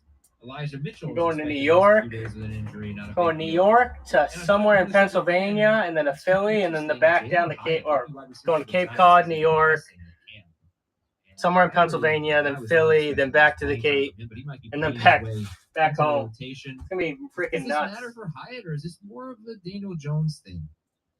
I think it matters for Hyatt at this point. It didn't at first, but we're starting to see him already get a lot of first team reps now. He's starting to work with Daniel Jones on a daily basis now. That wasn't expected at all this early in camp. And not only is he working with him, he's making the biggest plays of every day of training camp. Training camp practice at this point. So that's the big news right here. Get the reps. Let me know if you guys got any questions. Got the duck races going. And actually make plays with them. And I don't really foresee him dropping back down in the rotation until he doesn't make plays. He made an incredible play on a long touchdown where he split coverage, split a safety and corner. And it's just, he's effortless speed, Jalen Hyatt. That's what he is. And the offense needs that. They needed that last year. So in my mind, he's going to work his way into the rotation. I don't think he's going to be a starter right away. I think he'll probably be Slayton, Campbell, Hodgins to start the season. But the way Hodgins is kind of trending down a little bit in camp right now, and Hyatt's kind of trending up, I think it might be closer to an even split between Hyatt and Hodgins there. Okay, and another guy, another not rookie wide receiver, but one who's done nothing for various reasons. Justin Ross for the Chiefs is getting first team reps as well. So that's a guy I just took in our dynasty league, but I actually think You got him. Nice. yeah, I just got him. What round are we in? We're late. I like that pick. 13th, 14th round, something like that in a startup dynasty. That was use my 15th round pick. Fun pick. Even my 15th round pick, yeah. Justin Ross. Justyn for those of you looking it up. And not a bad he could even be a super late round flyer. But you know it's interesting? He went never mind. Oh, he went just before Isaiah Hodgins. Yes. Not Jalen. All right, so just some names to know. So, what are we promoting today, Dan Schneier? What's coming up on the website? Pick by pick series? We're starting to ramp up on the website. Today has been an unbelievably busy morning, which is great from my standpoint as an editor, which is great. Here are some things you can find just today on the site. Salary cap mock draft, full recap, every single pick. You get every single pick and best buys, worst buys. You also get a separate feed from Dave, breaking down his favorite strategies for approaching. Appreciate the share, Master. Just gonna make a purchase, and then with your first purchase, you get 5 bonus Also pulls. going to be posting a rankings cheat sheet PDF, which is a nice quick cheat sheet. PPR pick by pick series, which is now completely published. That's every single pick, 1 through 12. You get a perspective of how to draft from each position in a PPR league. I kind of love that. Then Jamie Eisenberg dropping plus 3.0 today. That should hit the site in about an hour after this. And also, we got a little bit of a Basically newsletter everything is from $10 except the mystery packs are $20. So we got the 2 duck races. You just pick which duck racer you want. If you're doing those are $10. You get 1 pull from every Tuesday. the duck box as a jersey card, and that's how you get your duck. And then with those, you get 5 bonus pulls. So since you shared, you get 10 pulls in addition. So for the blue duck, it is for the middle row, which is the running backs, and the white duck is for the top row, which is the wide receivers. Over the last month or two. So if you have any questions, let me know. You could do 13 pulls for $10, 2 pulls from the jersey box or auto box for $10, 6 pulls from the numbered box for $10. And whatever you buy, you get 5 bonus pulls from the NFL on top of whatever it is. Let me know if you have any other questions on it. Say we had some great episodes lately. Not the episodes there have been better than the. No, I did not say that. I said some of our best. Did you hear the word some? Not our best, some of our best. That means if you have been on regular FFP, you have been on Content 50 Dynasty. Wait, so what about FFP and 5? This has also been better than It's in a different category. It's a 5-minute show. So I have one YouTube comment that I want to read right now. We just did our tight end preview earlier today on Friday. Check it out in the feed if you didn't catch it yet. Joseph wants to know. You guys always bring up the stat of top 5. Let me know if you have any other questions, man. Second on their team. Let me know if you have questions or. So why is Dallas Goddard consensus number I gotta keep it 5? at $10, man. Taccoo, Schultz, Higbee, all way higher chances to be second on their team than targets. So it's a good question. I don't know that Goddard is consensus number 5. I don't know what the consensus rankings say, but he's certainly consensus 5 through 7 range. Look, not everything. Like I said, last year 2 guys finished top 5, and they were third on their team in targets, Kittle and Ingram. So Right. not all these trends are set in stone. Goddard is an exception because he has been the most efficient tight end over the last 2 seasons. Number 1 in yards per target, number 1 in explosive play rate. So he can make up for it. He still has to get around 100 targets. I am a little concerned because they didn't throw at all to their running backs last year. Fewest running back targets in football. So that's going to change 100%. And I don't know what that means for Goddard, but that's why I typically don't draft Dallas Goddard because I think he's got too much target competition. But he is someone who will make the most out of those targets. But I think it limits its upside. It's a good point. Don't get too hung up on it. Like, never, ever draft Dalton Schultz over Dallas Goddard because Schultz has a better chance to be second on his team. Let me know if you guys got any questions. Probably reading into it too much. And Dallas Goddard is a really good talent. I think it's more about you can see it when he's on the field. You're watching Red Zone, you're watching Monday Night Football, whatever the Eagles are playing, and he's doing what Adam just said, creating a ton of yards per target, which is important in fantasy. I mean, look, yards are part of it. It's not all just receptions. David A wants to know, what is Dan's favorite rant? Oh, wow. Great question, David. Let me know if you guys You know got what, questions. David, You got I the really duck races appreciate going. how you've come around. Full In boxes. the beginning of my appearances on FFT, you used to just rip me in every single comment, just a total railing. Now it's like nice stuff, like, hey, just let me know Dan's favorite rant. My favorite rant, unfortunately, my friends all know this one. It's a classic rant of mine, but it's about let's just say, food chain in America that I don't want to rant about right now. Forever a sponsor. So something You're wrong like that. about them. You're wrong about No. If you're thinking of the same one I'm thinking about, I know which one you're thinking of. You're wrong. if you're thinking of the same one I'm thinking of, Adam, and you're claiming I'm wrong about this, we're gonna need to have a long chat after this podcast. I put it in. Yeah, you typed it in. It was right in the chat. I'm not wrong about it. The fact that you can read it that disgusting establishment is it's just appalling, and it's gonna take multiple years off your life. All right. Well, Dan also thinks that Parks and Rec is better than The Office. So Because it is better than The Office. It has a much wider range of characters. Taking a break here. Taking a break. You know, some of our best comments today might be made by one of us on the show. We'll see. Well, we'll come back and get to your emails at fantasyfootball@cbsi.com. First email comes from Sergio. Hope you guys can do a brief section on which players have the potential. Let me know if you guys to got finish number questions. 1 at their position. Maybe set it up as strong candidate, unlikely but possible, and long shot. I'm gonna run through here. So, strong candidates to finish number 1 at quarterback would be who? Okay, maybe we're not. It includes everyone, even the expected ones. Yep. Okay, strong candidates: Patrick Mahomes, Josh Allen, Jalen Hurts. Those are the strong candidates, I think. The super strong candidates. Completely agree. Borderline: Lamar Jackson has the QB1 potential for sure. He's already done it. Best receiving quarter of his life. They're going to run 11 personnel. They're going to spread it out. I think that's all good things for him. Would you agree with that on the next? Yeah, but let's just do names here. Else this is gonna Okay, take fine. 30 minutes. No analysis. Just names: Lamar Jackson. We'll put Justin Herbert in. Borderline is Jackson Herbert. I over like Burrow. Over Burrow as far as QB1, yes. Okay. Herbert used to run before his ribs injury last year. He's going to bring back running, and he's got Kevin Moore. Herbert. What about Fields? Fields, for sure. All right, then unlikely but possible to me is Lawrence. That's Herbert, too. Well, he can't be in both. Fine, and I'm putting him down to unlikely but possible. I'm also moving Justin Fields there. Okay, and then Burrow is there too. Unlikely but possible. Burrow's there, too. That means the only one that's borderline, which is one we created, is Lamar Jackson. Yes. Long shot to me would be Tua. Tua, great long shot ball. Anthony Richardson. long shot. And yeah, Anthony Richardson or Richardson. Richardson. Richardson is better. What? He's Too much long shot? yeah.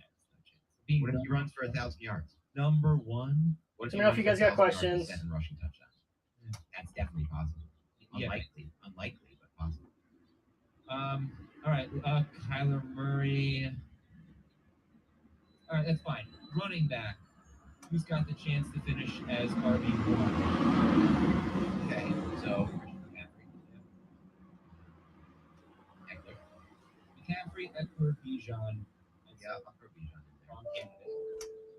See, that's the thing though. If I'm gonna throw Bijan in there, I want to throw Barkley in there. Okay. Yeah, that's fine.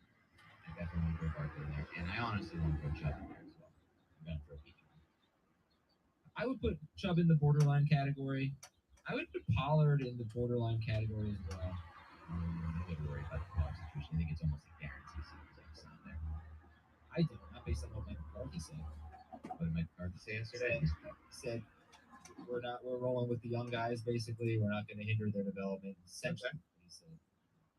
He did not. That's him. The good news not the good news, but the potential news is that Mike McCarthy has very little say, in my opinion, over the roster there. I think it's a Jerry Jones and Stephen Jones kind of situation with maybe Will McClay.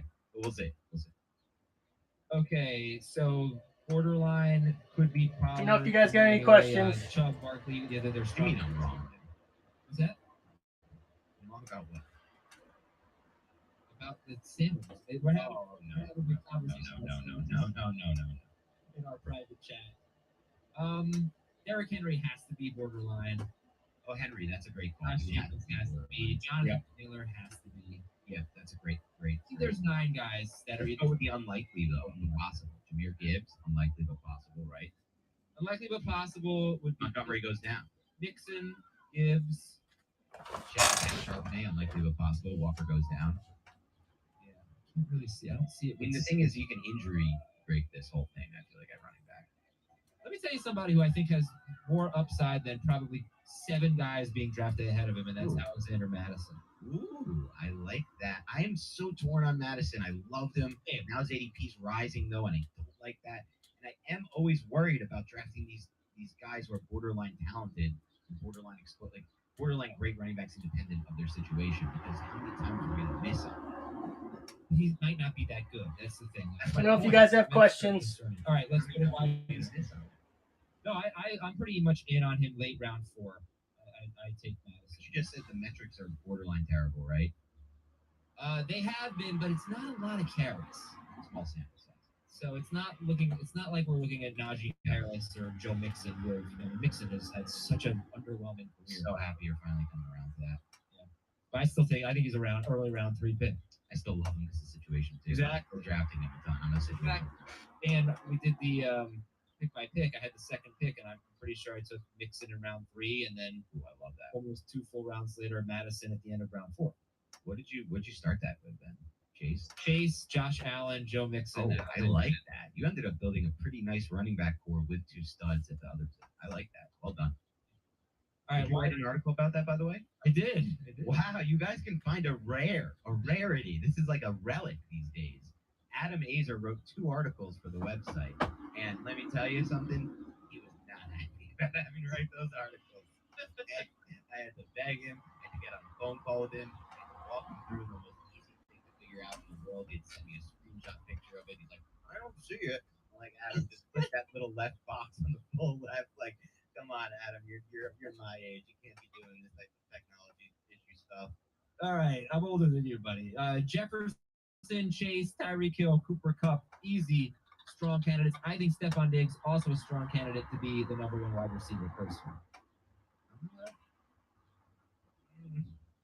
Okay, I'm okay getting on board with that. It's a little trickier for me, but I'm fine putting in that group. Borderline guys, I am not going to put Amon-Ra or AJ Brown. I'm gonna put Amon-Ra. I'm not gonna put AJ Brown. For me to get there, you have to have an insane amount of target volume. AJ Brown, I don't see it happening with. Amon-Ra, I do. Yeah, but AJ Brown could have 300 more yards and 4 more touchdowns. Yes. Okay. I don't see either of them being wide receiver 1 personally. I Garrett do Wilson. Lamb and Garrett Wilson and Devontae Adams. Devontae Adams, Garrett Wilson, and Lamb have more. So know if you guys got wide receiver 1 questions. potential than St. Brown or AJ Brown to me. Not so much for me outside of the first two. I'm not on land. I'm not on land that much this year at all. After that, I don't know that I see any, without any injuries, I don't know that I see any. Christian Watson. Actually, there are definitely some. Put Christian Watson in the mix. Olave. Ridley, Watson. Yes. Watson, I can't see him being wide receiver one. No, it's not going to happen because Love's not good. But if Love hits and Love takes a big jump, Not happening. Come on, we gotta have something realistic here. that's realistic. We don't know Love yet. We haven't seen much of Jordan Love. He's looking bad in camp so far, yes. I don't love him as a prospect, yes, but you never know.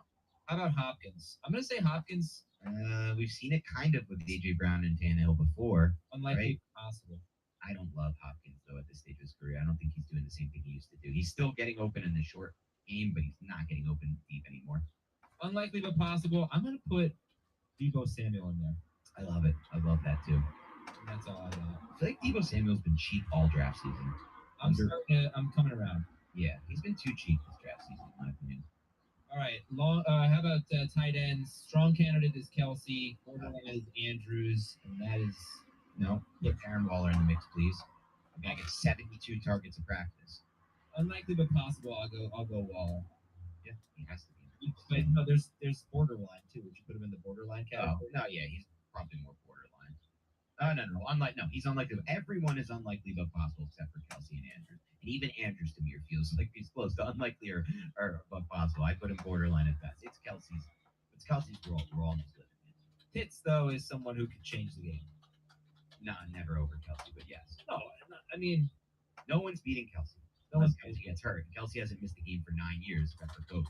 So All right. Well, that was a great email that we spent a lot of time on, and that's fine. Let's go to Let Chris. me know if you guys got any Chris has the questions. 7th overall pick in a 10-team league. Would it be crazy to take Kelsey and Mahomes with my first 2 picks? love Kelsey at 7. That part's not crazy.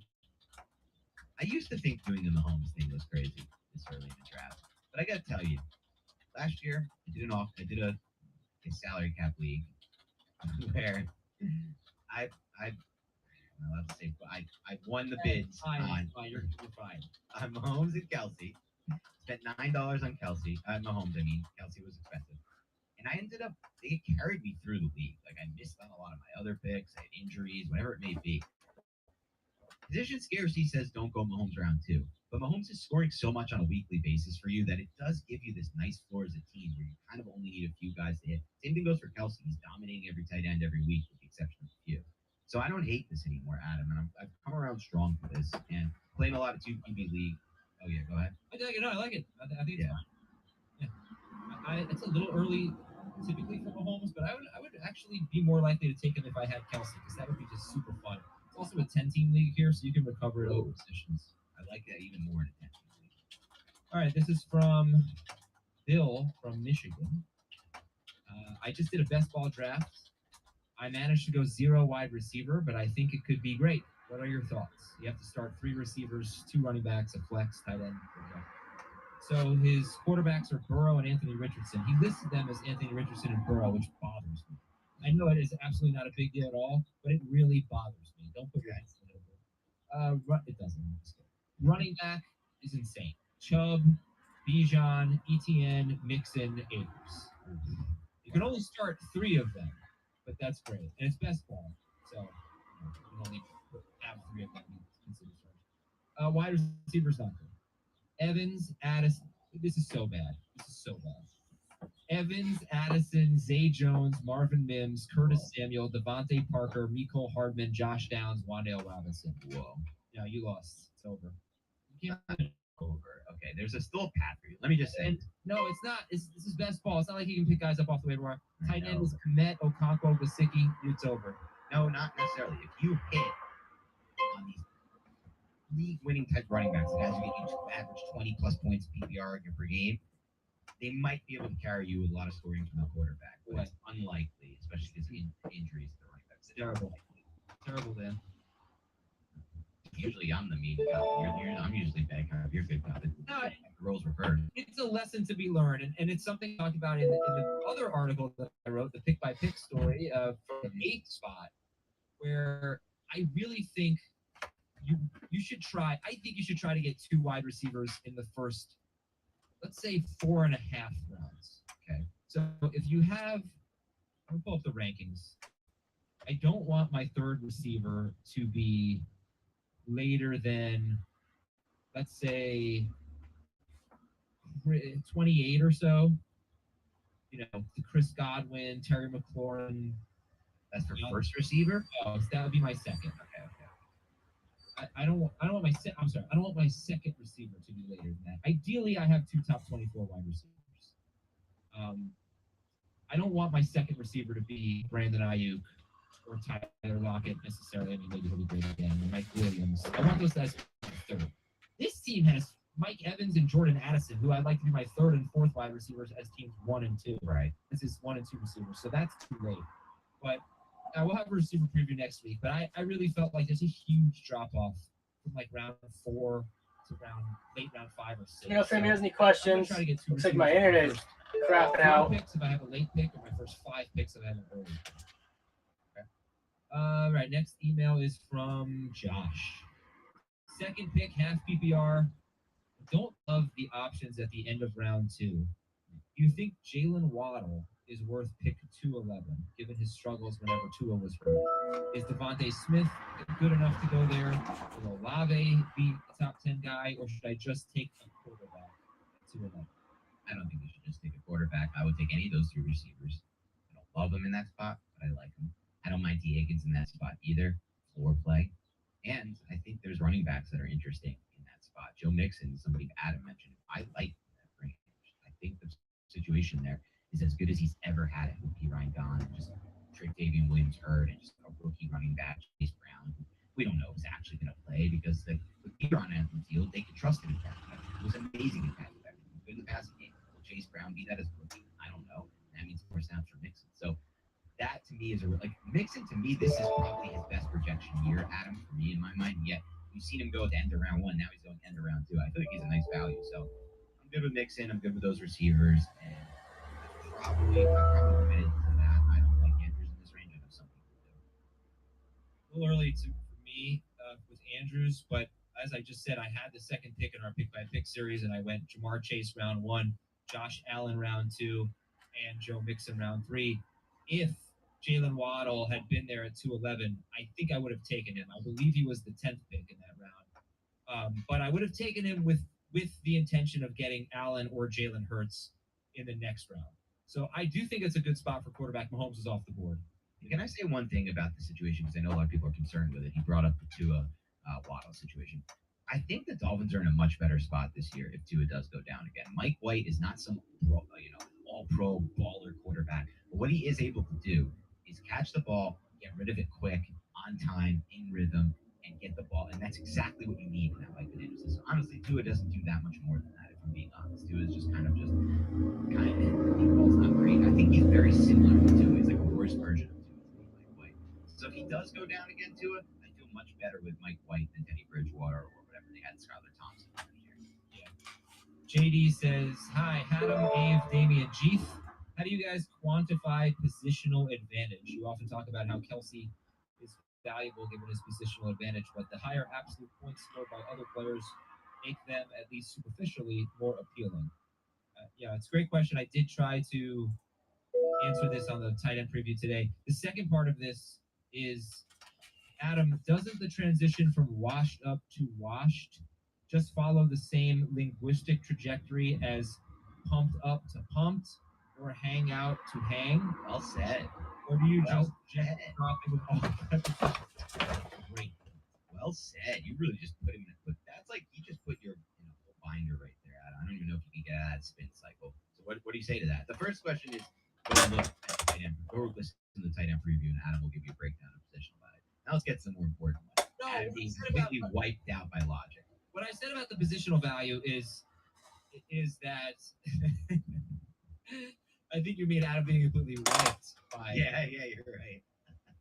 What I said about the position value is that Travis Kelce in his last 6 seasons has had 3 years where he's averaged 18.5 or more PPR fantasy points, and 3 years where he's averaged 15.5 to 16.5. He's been the number 1 tight end in all but one of those years. So I know he's going to have a positional advantage, but I think he needs to have one of those 18.5 or more point per game seasons, this is in PPR, to really justify a top 8 pick. You're losing too many fantasy points there. Let me know if you guys got any If he countered, questions. well, the tight end position was so bad, so even if he's at like 16 and a half, then then it's fine.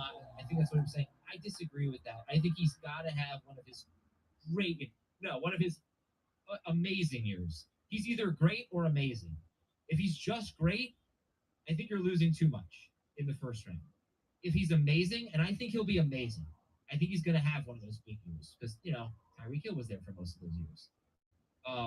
One of those years was an Alex Smith year. That wasn't great. One of those years was the year that Patrick Mahomes got hurt and missed a couple of games. So for the most part, I think he's just amazing, and that's what I expect.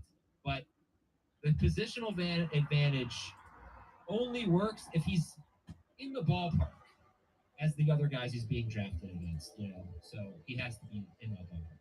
Can I make an additional case though here? I think that if we're just looking at it, like Travis Kelce should be drafted that high because of the positional value he adds. You're right, Adam. But there are other factors in play here. For example, when I'm taking first round picks, I do look into things like anti-fragility, and I am concerned with, do I want to win my league here or do I want to not lose my league here? And Travis Kelce is the perfect anti-fragility type pick because he, like I just mentioned a little bit earlier, hasn't missed a game in 9 seasons with the exception of a COVID miss. When you're drafting these running back side, yes, top range of outcomes, they will be outscoring Kelce by a lot of points. But that's top range of outcomes, and that is no injury. That's nothing to lose. There's so many things, factors that will come into play there that throw him off that path that he's on. Kelce's path is tried and true. Kelce's path, we're seeing that thing. It's going to go in the direction we expect it to go to every time. The path of a running back is not always going to go in that direction every time, even a receiver as well. All right, this is Jack from Fort Pierce. Who do you think will be the next Josh Jacobs this year in a contract year? So it has to be a contract year running back. Yeah, let's get rid of that contract year thing. Okay. The next Josh Jacobs, I remember saying that 2 guys, if they get better offensive line play, could be that, and that's Joe Mixon and Najee Harris. I think Alexander Madison would also qualify. I'm good with the first. I'm good with Mixon. I'm not great on the other 2, but I'm with you on Mixon. But then again, look, Josh Jacobs, how did he do? Right? Let's think of the whole profile. He did it on a bad team, pretty much. The Raiders, not a great offense, not a great offensive line. He did it because they have a great scheme for running. McDaniel, I think you mentioned this recently, Adam, on a podcast. You might have seen an article. Josh McDaniel has produced constant good teams from a running back standpoint. Running backs are constantly producing in his offensive system. Is that the case for Najee Harris in the Canada system? No. Matt Canada system? No, it's not. Mixon, not a good system for running backs in my opinion either. So I don't love either of those. You know who I could go with here, Adam, better than those 2? Give me Ramondre Stevenson. Okay? Ramondre Stevenson at least is in that Belichick system. Tried and true. I don't really think he'll do it because I think he's going to lose targets in a Bill O'Brien system, and I think he's a bad buy because of that. But I'll throw him in there. ETN, we can throw ETN in there, right? We see he really only has a rookie behind him. We don't know if he's going to play that much this year, the rookie. ETN could possibly do it. I think he's in the mix. So ETN, yeah. Look, I don't really put him in the Josh Jacobs category because, all right, so like I got this comment here from Captain Spock. I disagree on Mixon and Najee. They suck. Now, what I want to ask you, Captain Spock, is what do you think people said about Josh Jacobs a year ago? He was coming off 2 years where he averaged about 4 yards per carry, did nothing special, scored a bunch of touchdowns, I think, 1 year. Just basically, he looked like Najee Harris. He looked like a guy who relied on touches. I think his offensive line was a lot better than we thought, and he just had a really good season. So that's why I didn't put ETN in there, because ETN is not, nobody's really doubting his talent. I think people were doubting Josh Jacobs after 2 very disappointing years in a row. So that's why I went with Mixon and Najee. It's got to be a guy where you're like, I don't know if he's that good, and then you see some potential that you never saw before. That was where I was coming from. All right, next question here. Oh, man, what a great comment we have here from John. I found your podcast on a trip to Reno, and you know who I missed? This is a long-time listener, so Nando DeFino. The episode when Adam parked in a spot he wasn't supposed to. And you don't know that, Dan, but Nando, I was at his house on Sunday, by the way. So tell him I said hello. But Nando was, former member of our cast and everyone's best friend, a giant in the fantasy industry, now works at the Athletic. We shared parking spots in Fort Lauderdale with another company in the building that was on the first floor. We were on the second floor. and I don't know if I guess I parked in their spot. He printed out on their letterhead a like nasty note. That's amazing. Put it on my windshield. That's so good. And That's I don't- so good by Nando. Oh my god, he got the letterhead and everything. The letterhead. It was. How'd you react in the moment? You don't remember? I feel like I figured it out. Okay. But I would love a quick freak out. I'll go fire through the rest of these emails here. I'm going to say our Apple Podcast questions today. Listen, I really respect and appreciate the reviews. They've been really kind and very helpful. I love it.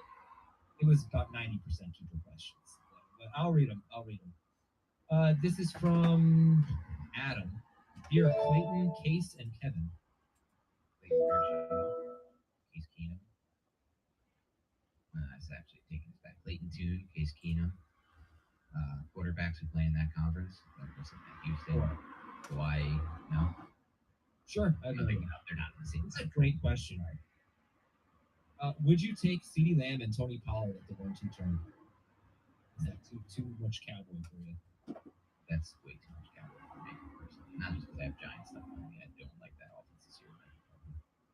I like the offense. I'm not as concerned as Dan is. I think it's perfectly fine. The thing about them is they're not. Are they really going to spread it around a lot? I mean, Lamb is going to dominate targets, and Pollard, as of now, I think he's going to dominate touches. The Mike McCarthy offense is just like spread them out, 11 personnel, not even spread them out, play them in the exact same depth, 11 personnel, and try to win one-on-one matchups. So we'll see if that happens. But Schaefer figured out who the Kevin was. oh, Kevin Cobb. Yeah, Kevin Cobb. Are these all crappy quarterbacks or what? I thought Dan was going to say Cole because he can't pronounce anyone's name. No, I know Kevin Cobb, and my pronunciations are as good as not better than yours on a consistent basis. Yes, Adam, yours aren't great either.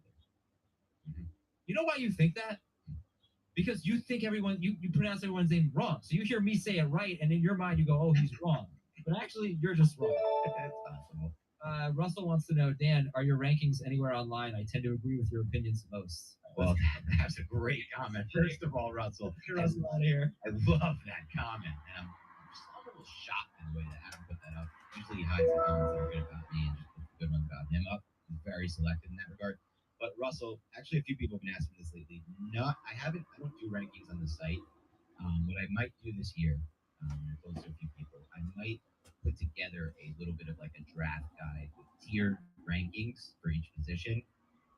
And then I'll color code it with players I'm targeting, players I'm avoiding, note section, all that stuff, and I'll put it up for free on Twitter at some point. But that's dependent on time, and time has not been in my favor lately. Yeah, I'm gonna skip that day when you tweet that. Yeah. So here's the next question. It's from. Don't have a name here. Sorry. Dear John Elway, Mickey Mantle, Carmelo Anthony, and Ben Roethlisberger. What do those guys have in common? The Mantle is what gave it away for me. They all were number 7. I have a few questions related to my 7-team, long story, PPR league and drafting this year. I'm 101. 17. What should my approach be for quarterback and tight end in this 7-team league that usually doesn't draft backups at the position? Well, if you're dead set on not finding an 8th member, and I don't know how you're going to play out this regular season with 7 teams, somebody have a bye every week, but what should the strategy be? Not too different than an 8-team league. I think quarterback I would wait forever on. I would never take a quarterback in this draft. I'd go wait last round kicker, last round defense. I assume you're playing that type of league. Second last round quarterback, second. Let me know if you guys got any questions on anything. No, I don't agree. I mean, I want to get a top 7 quarterback, And I might get one there with that. If they don't Take backups. Fine. You wait till the round where you start to see your guys start to take backups, then you just rack off like a Anthony Richardson, Dak Prescott stack. No, that would be terrible in this league. Why? Because you're never gonna face Daniel Jones. You're never No, gonna. Dan Jones is part of what I would draft. These guys all have. Okay, you take 2 guys who can have upside and finish in the top 5. Got 2 duck races running. I would make sure I had one of Mahomes, Hurts. That counts the 2nd round pick. It's fine. So what? Well, I'm gonna get anyone I want. Throughout the draft. You want to try to be. I think you want to try to be elite at every position if you can. The problem is you can't. You're out on Kelsey. You can't take him number 1. I'd rather just rack up depth at running back and receiver, and then I'm set there throughout the season. I think you're going to be set anyway. I mean, there's a waiver wire. It's a 17 league. I'm not going to be set anyway for top end production. If you're going with Dak Prescott and Anthony Richardson, you're at such a disadvantage, I think, against the Mahomes, Allen, Hurts. Like, I would take one of them. I wouldn't be Prescott. It would be too high upside guys, like a Tua Richardson or a Richardson Jones type of combo. Like that. All right. Kason, let me know what you want to pull from. It's a keeper question. If you have any questions, let me know too. So, this is from Jacob. He's got a concept called the Royal Rumble. Tell me what you think about this. It's a quarterback, 2 running back, 2 receiver, tight end. All right, let me know what number. Any number between 1 and 29. Wednesday, prior to Thursday Night Football, I roll a 6-sided dice. 13. All right, and then let me know what 10 numbers you want. Position player will need to be 1, chosen. 2, 3, 4, 5, 6, 7, 8, 9, 10, 11, 12, So a 1 is a 13. quarterback, a 2 and a 3 is a running back, a 4 and a 5 is a wide receiver, and a 6 is a tight end. That position will be your super flex. That player will go head-to-head against your opponent's super flex. Whoever scores the lowest between the two is eliminated and removed from the league. You got it. 1, 2, 3, 4, 5, 6, 7, 8, 9, 10, 11, 12, 13, 14, 15, 16, 17, 18, 19, 20, 21, 22, 23, 24, 25, 26, 27, 28, 29, 30, 31, 32, 33. Let's see. 1, 2, 3, 4, 5, 6, 7, 8, 9, 10. All right. They're banned for life. All right, let's see. You did. We got a Jedrick Wills, It's an okay. rookie pink. I've heard better. We have a Mike Lennon. We have a John Ross, the 3rd out of 99 from National Treasures. That's a cool one right there. David Johnson green. Pro Bowl Jordy Nelson die cut. Xavier Woods yellow. Gabriel Davis turbocharged. Jeremy Ruckert, rated rookie. Derek Stingley rookie. And then Curtis Samuel yellow. And your duck is a Even tight end, yeah. Jake Locker patch and 1 duck out of 50, and then let's see if you had a slab. All right, Dan, you'll be happy to know, because if you look at me, you'll be happy. No slab, but nice hit on the So nice hit on the patch or the extra jersey.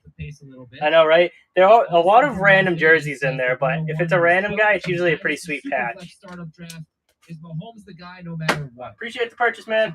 You were in for the duck. Let me know what you want to pull from again. From Paul Moore.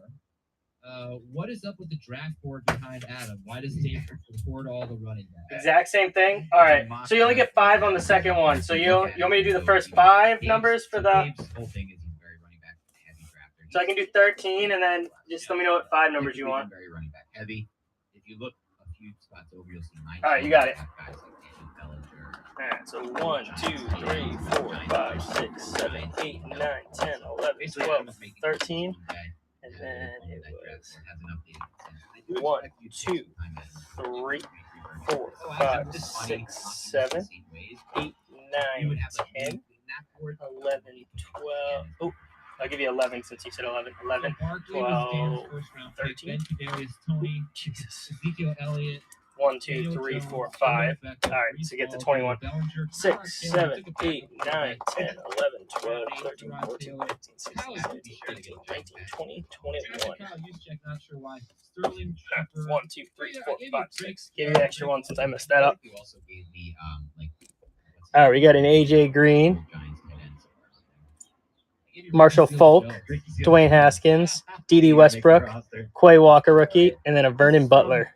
Let's see. No slab. And then your autograph is a Charlie Warner rookie and a 2-duck. Not bad. There you go, man. Appreciate the purchase again. This year has proposed that because the running back position is so scarce, we should replace it with a second flex. No problem, man. Thank you. Convincing my league that this is a terrible idea.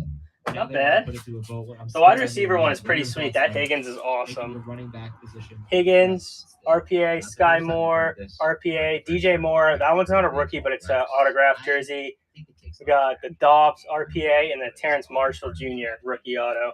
That one's sweet. Some people are going to attack that in the sense that I want to invest my assets in it. You're going with 4th? That's what you want? It's scarce. I can find production late off the wire. There's injuries. And so I like the dynamic of like what scares the I think that's my last Dobbs.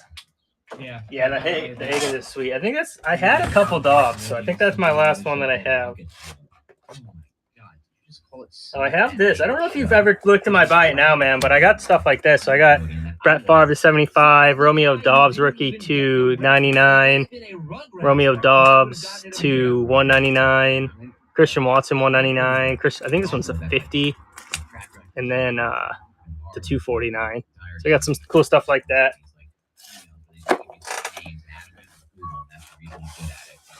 Yeah, I know you got the last one. He always has the Google tab open. He's ripping Google. The Favre is. It's okay. I'm revealing a little bit of the secret sauce. It's okay. I'm doing this off the top of my head. I just have to think about it. 2 seconds to spare. So no. Fictional sauce that you're revealing. All right, next one is. From I have it at Joey $8 Woods. for that, but I could go $5 if you wanted to do that. I go $5 for you, man. Is the nerdy uncle who might sneak you a drink when you're 18. So let me know. Keith is the brother who moved to Portland, won't stop talking about craft beer and local bands. That one's the best. Yeah, I know. I'm doing that right now. He's the little brother who won't stop talking and is constantly getting laughed at for being himself. Parentheses baked burger. LOL. The other day, Schneider apparently isn't notable enough to get a write-up. it's true. I tried the baked burger with a turkey burger. Let me know if you guys got any questions. 3.5 out of 5.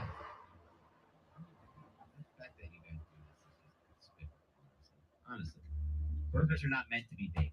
Straight point up. But you know what? Major point. This is your favorite rant. You made your point. All right. All right, man. From player XXXX. Let me know what number you want. Okay. That one, there's 29 in there. 10. Should I stack with 13, you got it. Or draft Kelsey? 1, in the 2, first round? 3, 4, 5, 6, 7, 8, 9, 10, 11, So I think 12. he means like Andrews in the third round. And let me know what 5 numbers you want. Mad at when someone takes Andrews a few picks before you unexpectedly, and you try to do the stat. Just go Kelsey. This is from Eric in San Diego. Who should I Yeah. keep in my 10-team 1, league, which gives 2, a point for first 3, down and a 4, point for every 3 5, receptions? 6, 7. I can keep McCaffrey 3, with my 4, first 5. round pick. All right, let's see. We got Aaron Jones. There you go, man. Garrett Wilson. in A the Jimmy second. G. A Kamali Correa. I'm going Marshall I'm going Falk, Garrett Wilson. I'm taking And then Garrett a Jay Ajayi rookie. And let's see if you get a slab.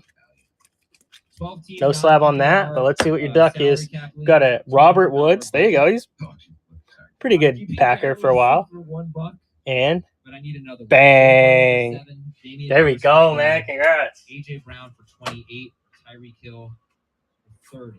That was nice. Set that one up real For a quick. Packers guy, I feel like that was a Prices, nice, and this is not- this is one quarterback. That was a nice duck pull. Okay, prices. That was a nice pull all around for you. $200. Joe Burrow for 7, Damian Harris for 12, AJ Brown for 28, Tyreek Hill for 30.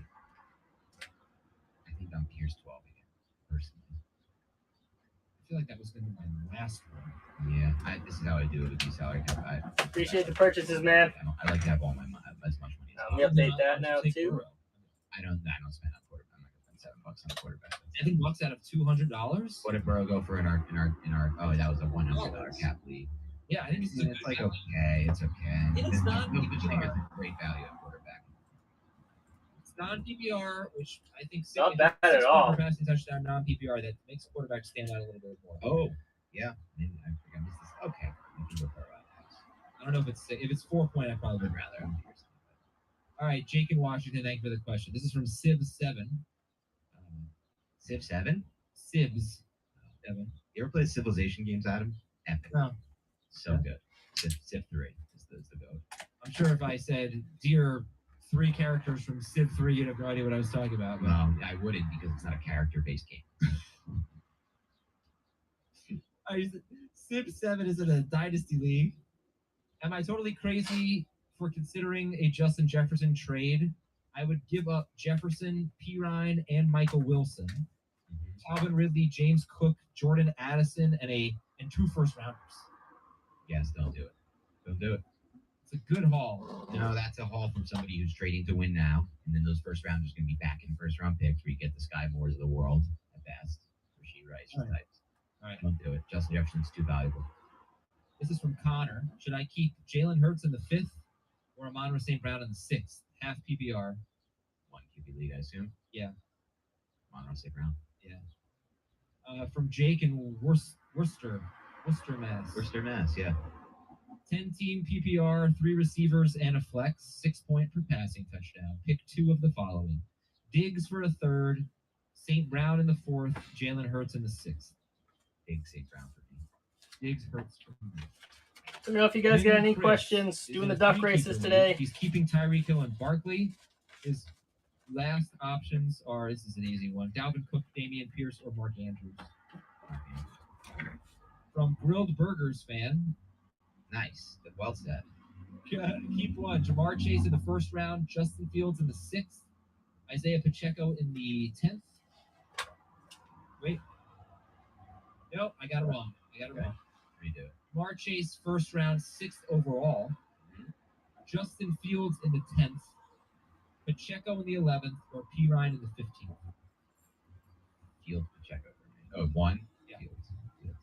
When you make your burgers, do you know about the smash burger concept? That we put your thumb in the middle. Let me know if you guys got questions.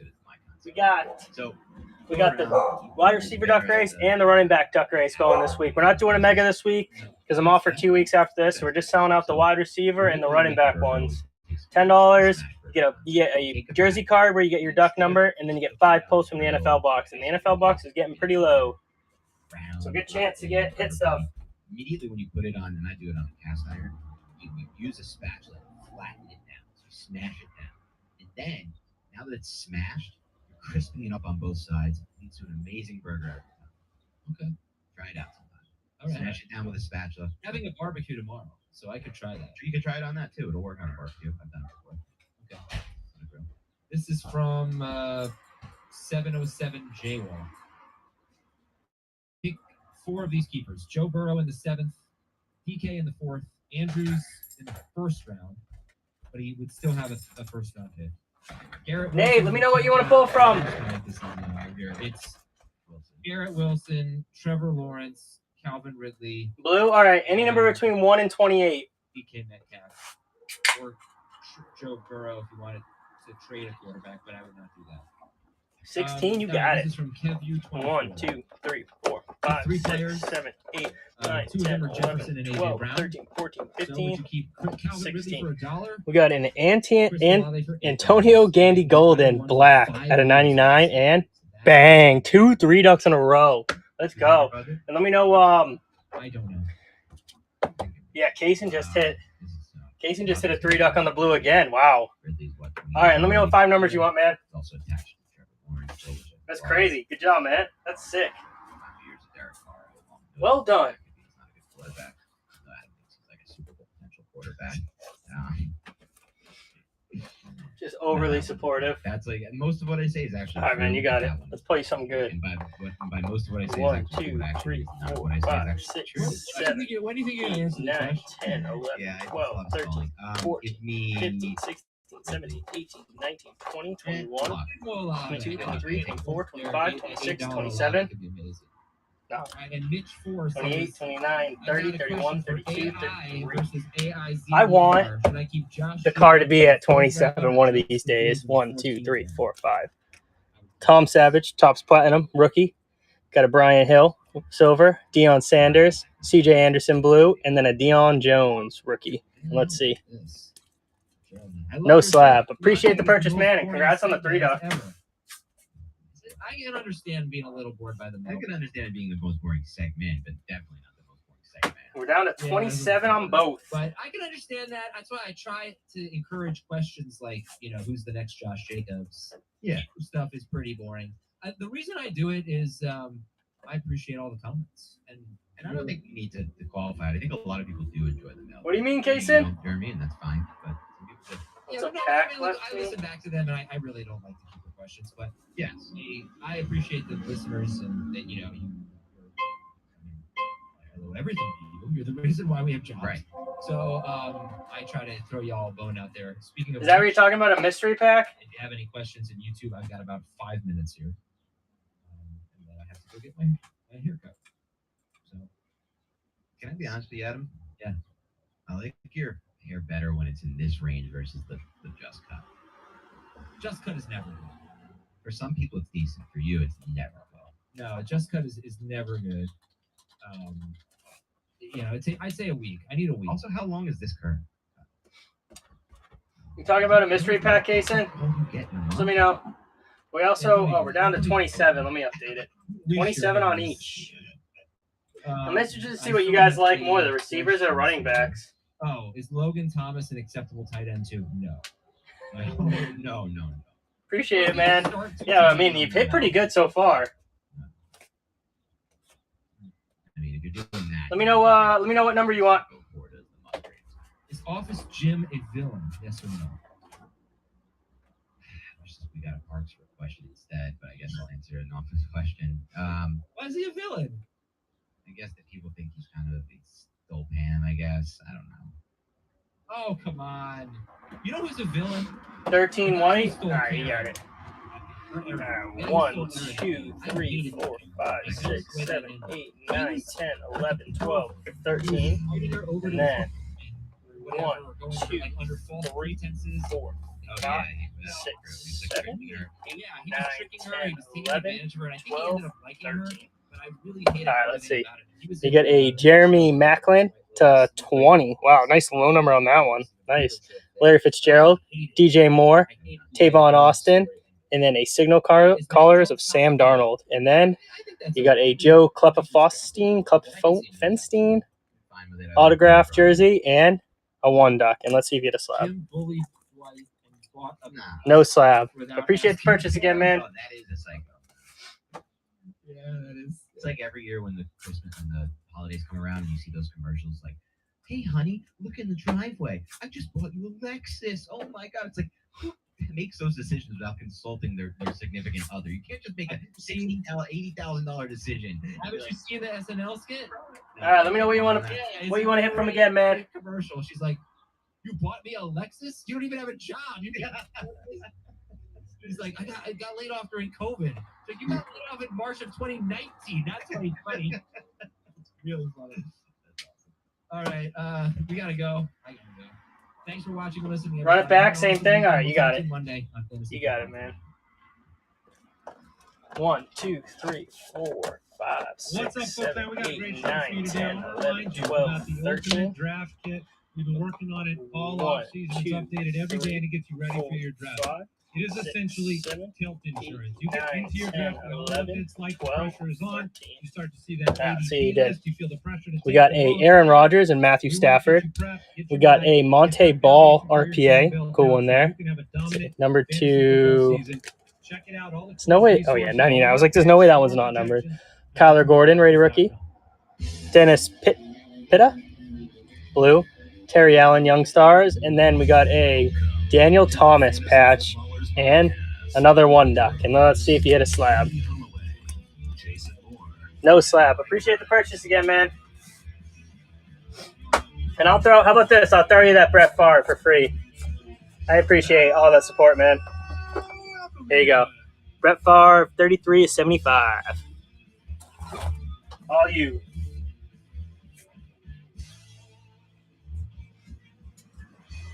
Tuesday, August 8th. Jason Moore, Mike Wright, Andy Holloway, the Fantasy Footballers Podcast. That puts us down to 25 now on the duck. The show wouldn't exist without the Deucers. They're here. Al Borland, Judge Giamatti in the building. Kyle somewhere on the microphone, sprinting back to the microphone. Bathroom, kitchen, napping. We don't really know anymore. Yeah. Where in the world is Kyle Borgononi? We used to keep a close eye on him here in the studio, and now he's remote on the show, and it's just a mystery. He could be doing anything. He could be pre-recording. I mean, there could be stuff programmed in to say, and he might not even be there. See if anyone on Fiverr does Carmen San Diego riffs, and I can get where the We are down to that would be something I 25 would do. on the wide receiver. I'm gonna make a note. What was the name of that band? Rockapella. Thank you. Thank you very much. That was really their peak, and he had the the Rockapella guy had the little it's incredible. We have like double ponytails back behind the mullet. yeah, they are. A mullet ponytail combo. I do not remember this. Oh, dude, you gotta look them. So, let me know if you guys got any questions. We're out in the duck race. Everything is $10 today except mystery packs are 20. Both duck races are $10. We're doing the wide receiver one and then the running back one. So you just pick which one you want. And at every purchase, you get 5 pulls from the NFL box on top of it, and it is pretty low. Let me see. 1, 2, 3, 4, 5, 6, 7, 8, 9, 10, 11, 12, 13, 14, 15, 16, 17, 18, 19, 20, 21, Glad 22. you're listening, everyone out there. 23, 24, We got a 25, busy 26, show 27, today. Top 28, 29, 30, 31, running back 32, 33, 34, 35, 36, Continuing 37, to 38, count 39, 40. Going to share some deeper running back 41, picks 42, 43, as 44, well 45, at the top of 46, the 47, show. 48, 49, 50, 51, And then it'll 52, be all rock 52 and roll. cards left. And there are a good amount of jersey cards in there, too. UltimateDraftKit.com. We're on X, formerly Twitter, at the FF Ballers. The community, jointhefoot.com, and the website's thefantasyfootballers.com. The quick question, like I said, we're doing these top 20 countdowns at each position. Today we're at the top 10 running backs. I'm sure we'll have some good debates. But I wanted to 50 know, cards left in the running pull back box, well outside the and top 20 Slap Chaser's still rankings. live, and there's probably, I don't even know how many. And 1, 2, 3, 4, one of 5. the players that I At brought least up 5 jersey cards in there, too. recently At least is 5, James and a ton of Cook, numbers. who's running with the ones in Buffalo, and I've been excited about him. It's not the name I'm going to mention here. I'm starting to cool off on James Cook. Oh, that's too bad. I was telling Jason this morning, like I was talking to a couple of the people that cover Buffalo, and I was asking them about what these training camp practices are looking like. In particular, the area that I think is going to be a huge weakness for James Cook is going to be, opportunities to score touchdowns. Let me know if you guys have questions. Everything in the duck boxes are jersey cards this week. And then you get anywhere from 1 to 3 ducks. Wow, that one was, I'm going to mix that in there. But both are $10. So $10 you get a jersey card, and then you get your duck, and then you also get 5 pulls from the NFL. And there's only 50 cards left in here. When he's perceived over the hill. We got so the white is wide receiver this week, and blue is running back. So we're just doing 2 at the same time. A pretty high finisher in fantasy, but a really rough ride. And so I'm cooling a little bit on his fantasy opportunities. But the name I'd bring up right now is Brian Robinson. Ooh. Yeah, that's exactly why. Thank you, Mike. You play right into my hand. No. You're the voice of public opinion. Or the booze of public opinion. We are the voice of accuracy. No, I mean, Brian Robinson will 100% be a steal in your draft. Brian Robinson is the starting running back for the Washington Commanders. I do like Brian you Robinson. Want to talk about Antonio Gibson because he's like sexy, and he comes out and says, I'm going to be the third down guy. I'm going to be the J.D. McKissick, which is great. I mean, I think that has a valuable fantasy role. Brian Robinson is going to have a ton of work. Over the final 5 weeks last year, he was 4.5 a carry. He was on pace for 329 carries and 1,500 rushing yards. He was recovering from a gunshot wound. Yeah. Camp reports are great, and there's no debate on that fact that he's. Yeah, Bill, that card is I want to bring sweet. it up because he's the least sexy pick you could ever have. He's a 9th round draft pick. I saw Brooks nodding in the background. Are you in on Brian Robinson? Hey, and that late in the draft, sure. I mean, this is the RB36 off the board. And so I just think he's going to be one of those guys that has a, he doesn't have a super high ceiling because he's not going to catch a ton of passes. Although training camp reports have talked about him being more versatile, working a lot on the passing down work. We just talked yesterday, not a lot of third downs necessarily, 20% of plays. There's going to be passing opportunities on first and second down. However, it's just total If you volume. guys got any We're talking questions about on volume, anything, and you have to spend what's Najee Harris? What's that pick? Probably second, third rounder. So your second, third rounder for Najee Harris on a bad offense that we say is going to have a bunch of opportunities. He'll catch more passes than Brian Robinson, but the touchdown opportunities, will be there for Brian Robinson, and then you draft him in the 9th round. So I think he's just discount Najee. I am happy that you're bringing his name up because we haven't spoken well of Brian Robinson. He is seen more so as, just a guy, an average NFL athlete that, he's got a good pedigree, comes from Bama, but he was kind of buried behind people and wasn't a prolific prospect. That being said, he is the starter. He will touch the ball more than Antonio Gibson, a player that we have talked up. So it's good to get the name out there because Unless he gets shot again. Yeah, I'll That's- throw that out for that's all of the players. Thank That you. was Yeah, fucked I up. think it's one of those things where I'm going to try to avoid if someone Jesus. before me know the if you guys got season any or questions. before I draft does Oh get my shot. I'll probably avoid them in my draft. Okay. The player I want to bring up is a guy I really liked as a prospect. I think he was my number 4 rookie running back before the NFL draft, and that's Tank Bigsby. We have brought his name up as a problem for Travis Etienne, right? That is what Tank It's the Bigsby only is. context he's really been brought up. So now, if you He's guys a got thorn questions, in the heel of of a great player. But I think Tank Bigsby actually has a chance to be relevant. This is a player that is, I mean, you want to talk about what round you're getting him in. You could probably get him when your draft is over or in your last round. I think on average right now he's like 13th round. He's one of those guys that will go drafted in some leagues and not drafted in others. But he's been dominating camp. And not that he's been playing better than Etienne. Etienne's been great too in camp. Etienne has been doing goal line work, scoring touchdowns. But Tank Bigsby's been awesome. I believe their last 11 on 11. He had a 70-yard breakaway touchdown where he broke 2 tackles, ran away from 7 defenders. He is a solid player. He's been great in their red zone work as well, pushing piles. There was one play that was reported where he just got stacked up in this crazy pile and somehow broke out the other side for 10 yards. And this is a guy that's going to get opportunities. He's named appropriately. Yeah. His parents knew. Tank Bigsby. Yeah. I mean, what a cool name. It's because it's not just like Tank Dell. It's like, no, Bigsby's his last name. It's just, I'm big and strong. so now if you guys got questions, I believe there is an opportunity for him to be a relevant, RB3 flex option this season while Etienne is healthy. I don't think he's just an insurance play.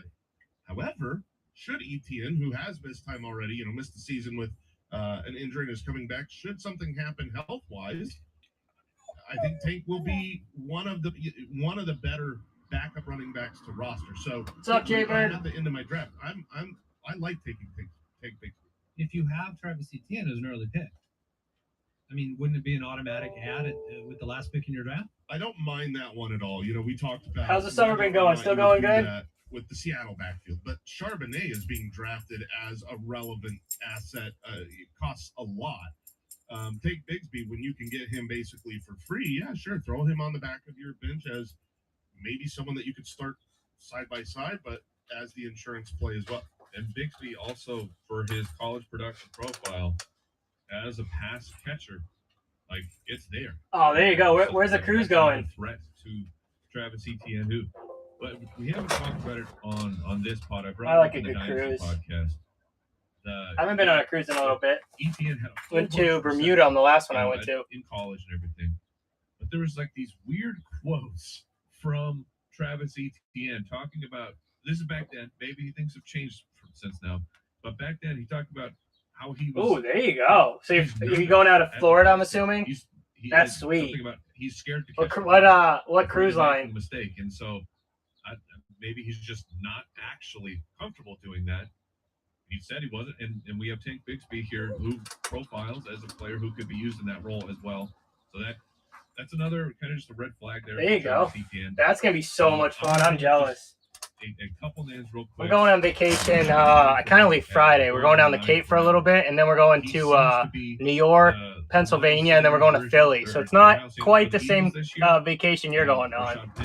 Not even close. But it'll still be fun. I know it's the same argument over and over. You go see a Phillies game. That's gonna be so fun. I'm so jealous. Just sitting back, drinking frozen drinks all day. And they could both be starters. Sounds awesome. And if you did go 0 RB, which is like those could be your 2 starting running backs. You'd probably have to take one in Gonna be so the good. 8th and one in the 9th, and you have 7 picks ahead of it. It's just interesting that there are potential volumes that late in the draft. Yeah, and Much needed break from a busy summer. if he gives you anything close to Miles Sanders' production, but you've drafted him in the 9th round, that's a massive win. Like people were. So, know if you guys have disappointed with questions on Miles Sanders being anything. A little bit hot and cold. He still finished extremely well on the year, and if you get that type of production in the night, that's absolutely outrageous. And then just a shout out to this is we're also watching this in preseason. Oh yeah. Miami Dolphins running backs. We had the drink package on the cruise ship, and I definitely got my money's worth on that. I don't even know how many drinks I had throughout the day. Small but incredibly fast.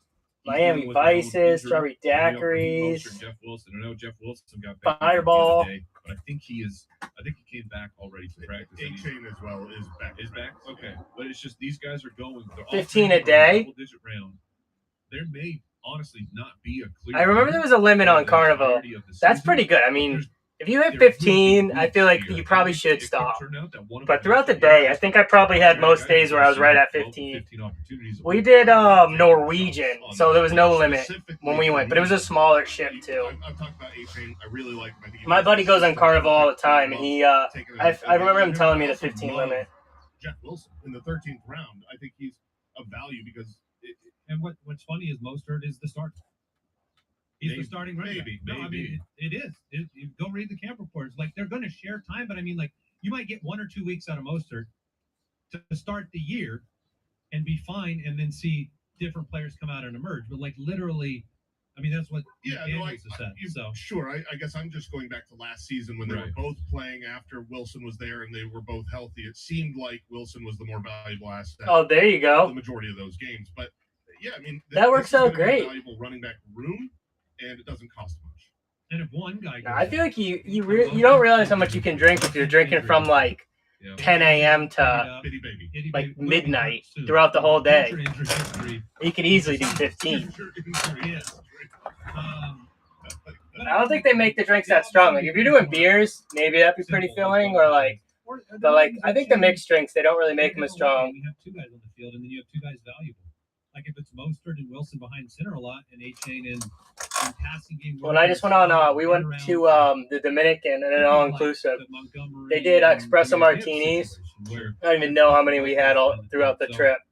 That one is they're all free because nobody knows what. They just kept making them. Every time we sat down, they'd hand us one. Historically, it was awesome. Those proved to be good shots to take in the draft. They don't so good. Don't draft 3 of them. No. I had to take a break from them for a while though. After once we got back. Yeah. Or just if you're in multiple drafts, take Wilson in one. Yeah, they didn't make good frozen drinks on that, but on cruise ships, I know they make great frozen drinks on the Carnival. Yeah. All right, let's get into the news because we just got some breaking news. Oh, there you go. Awesome. That'd be fun. From around the league. Is Kuzma? Is that where the pyramid is? Or am I thinking somewhere Well, else? the New Orleans Saints are expected to sign Kareem Hunt to the roster. Pretty sure that pyramid is there, right? So it will be. We almost saw that one. We almost went to that one when we went to Cancun. It was just so far away that we decided to see another one. In New Orleans, which is. I thought about bringing Alvin Kamara's name up in the. Yeah, I think it is. With quick question. It is that, yeah. Bringing up Kendra Miller. I'm glad we didn't. I wanted to see that one. That one looks sweet. About them. I feel like you got to check it out. Really want a committee. Well, and they've got a suspension. They've got injuries. We saw the Coba pyramid when we were in Mexico. Mike brought it up. David Johnson, Benjamin. They didn't want to have those players running the football last year. And the biggest problem is Kareem Hunt's a great pass catcher. So, like, you have another versatile option there where all the camp reports with Alvin Kamara have been just fire. Like the way they're running this offense, the way they're utilizing him, the fact that he is back in form. He was banged up last year. Like, I do think that there's an opportunity there for him to be an oversight in drafts, not in the 4th round. Let me know if you guys got any questions on anything. He's right. I think if you went and you drafted today with a 3-game suspension, he's not going in the 4th round. So I still am paying attention, but now Kareem Hunt's part of this backfield, and it concerns me for Kendra Miller in year 1. Kareem Hunt, really? Yeah, it does, because you're making a choice to add a veteran, and veterans seem to get a greater deal of respect and opportunity in a backfield than adding a no-name. I mean, like Kareem Hunt has been selected this offseason. Either you decide he's given up and just taking this job, which maybe that's the case, or they've made commitments and promises to him that say, hey, we're going to use you. Yeah, I I mean, can't imagine he doesn't want to play. he somehow Kareem Hunt led all running backs in the NFL in third down snaps last year. He's I don't think he's washed. That's Yeah, I mean, crazy. it does. He really led in snaps on muddy third the water. down. I mean, if That's Kareem Hunt nuts. went and joined New England in the context of Ramondre, we'd make adjustments. If he went and joined, another backfield like Minnesota, we would be making adjustments to our view of medicine. So I think it has to at least be talked about. I don't know if he fades into the mist because he's washed, but it doesn't concern you at all with Kendry Miller or Jamal Williams or any of those guys? Not long. I mean, Kendry Miller is a long-term situation. Like, you're drafting him, hoping that some opportunities start coming, like in the second month or so of the season. Kendry Miller's not a week one starting fantasy football running back. But I'm just I thought that all y'all were out on Kareem Hunt last year. Like, I was really hoping he got traded, and it was. I mean, I'm out on Zeke, but if he goes somewhere, it matters to me. Right. Like. Let me know if you guys got questions. We got The the other 2 duck concern is, races like- running. We got the wide receiver Yeah. and the running back one running. $10 What do you do as a to get a fantasy- duck into you one of put him on those. your roster on And then you also fantasy so you and get a wait jersey card and then 5 You know, pulls from the you NFL play it? box. You talk about Kendry Miller. Depending on what you want, you get a pull from the box. Everything's a jersey card. So a sweet Deshaun Kaiser patch, and you get anywhere from 1 to 3 ducks on the back. Week 2, week 3. Same thing with the white duck. White duck's for the top row, a running back. Blue duck is for the middle, and then you also get 5 pulls from the NFL. And there's only 50 cards in this box left, and there's probably at least 5 or 6 jerseys. Because you've had that happen with like really talented running backs like Kareem Hunt. First game Yeah. in the NFL, couple big touchdowns, the pass from Alex Smith, I believe, and all of a sudden it's like, oh, he's legit. Like, who cares about the combine scores? This was good news for the Chiefs. Kadarius Toney and Isaiah Pacheco both expected for Week 1. Okay. The Toney news is positive because Yes. I think we were like not believing that could be the case, which maybe you don't believe Yeah. still. Could miss a couple weeks. The Pacheco. I mean, this is rough here though. If you're expected to be ready for Week 1, and you're missing training camp, other players are getting their chance to try and make an impact here on the running back room. Like Pacheco, post Super Bowl, it would have been.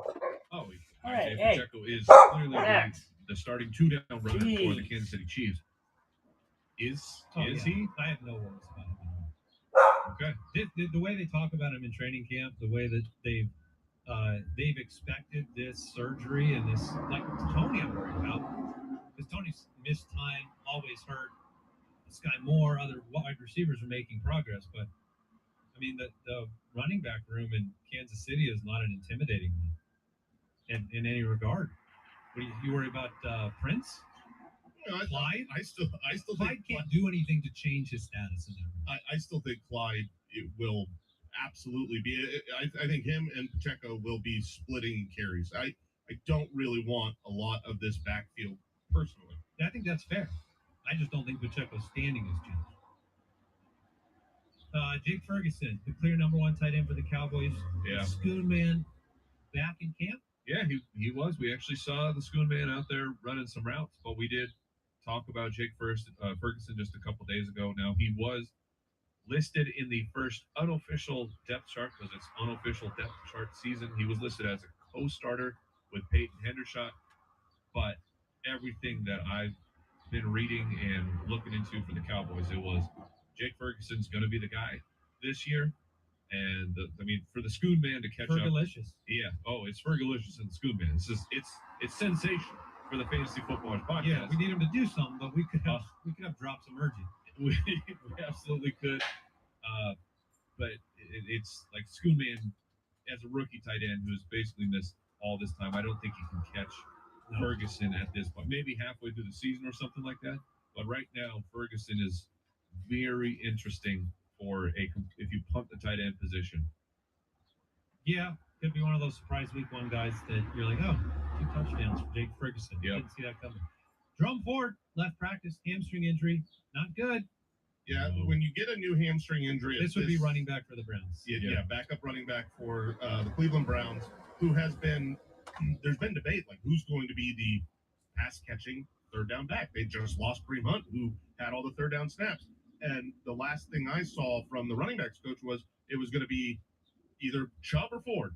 Yeah, could be Chubb, could be Well, Ford. I mean, if Yeah. that's the case, and Ford is out with a hamstring issue, this is a really neat opportunity that Chubb is going to get for the first time in his career where he could catch the ball. He could add pass catching to his unbelievable running style and just be a dominant force for fantasy.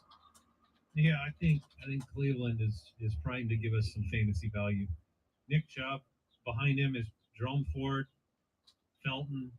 Who could? I mean, he'll get snaps in place of Wait, Ford. John Kelly? John Kelly still hanging out. Is that the John Kelly That's the of one. Twitter draft fame? Still hanging out at the fourth spot on this depth chart.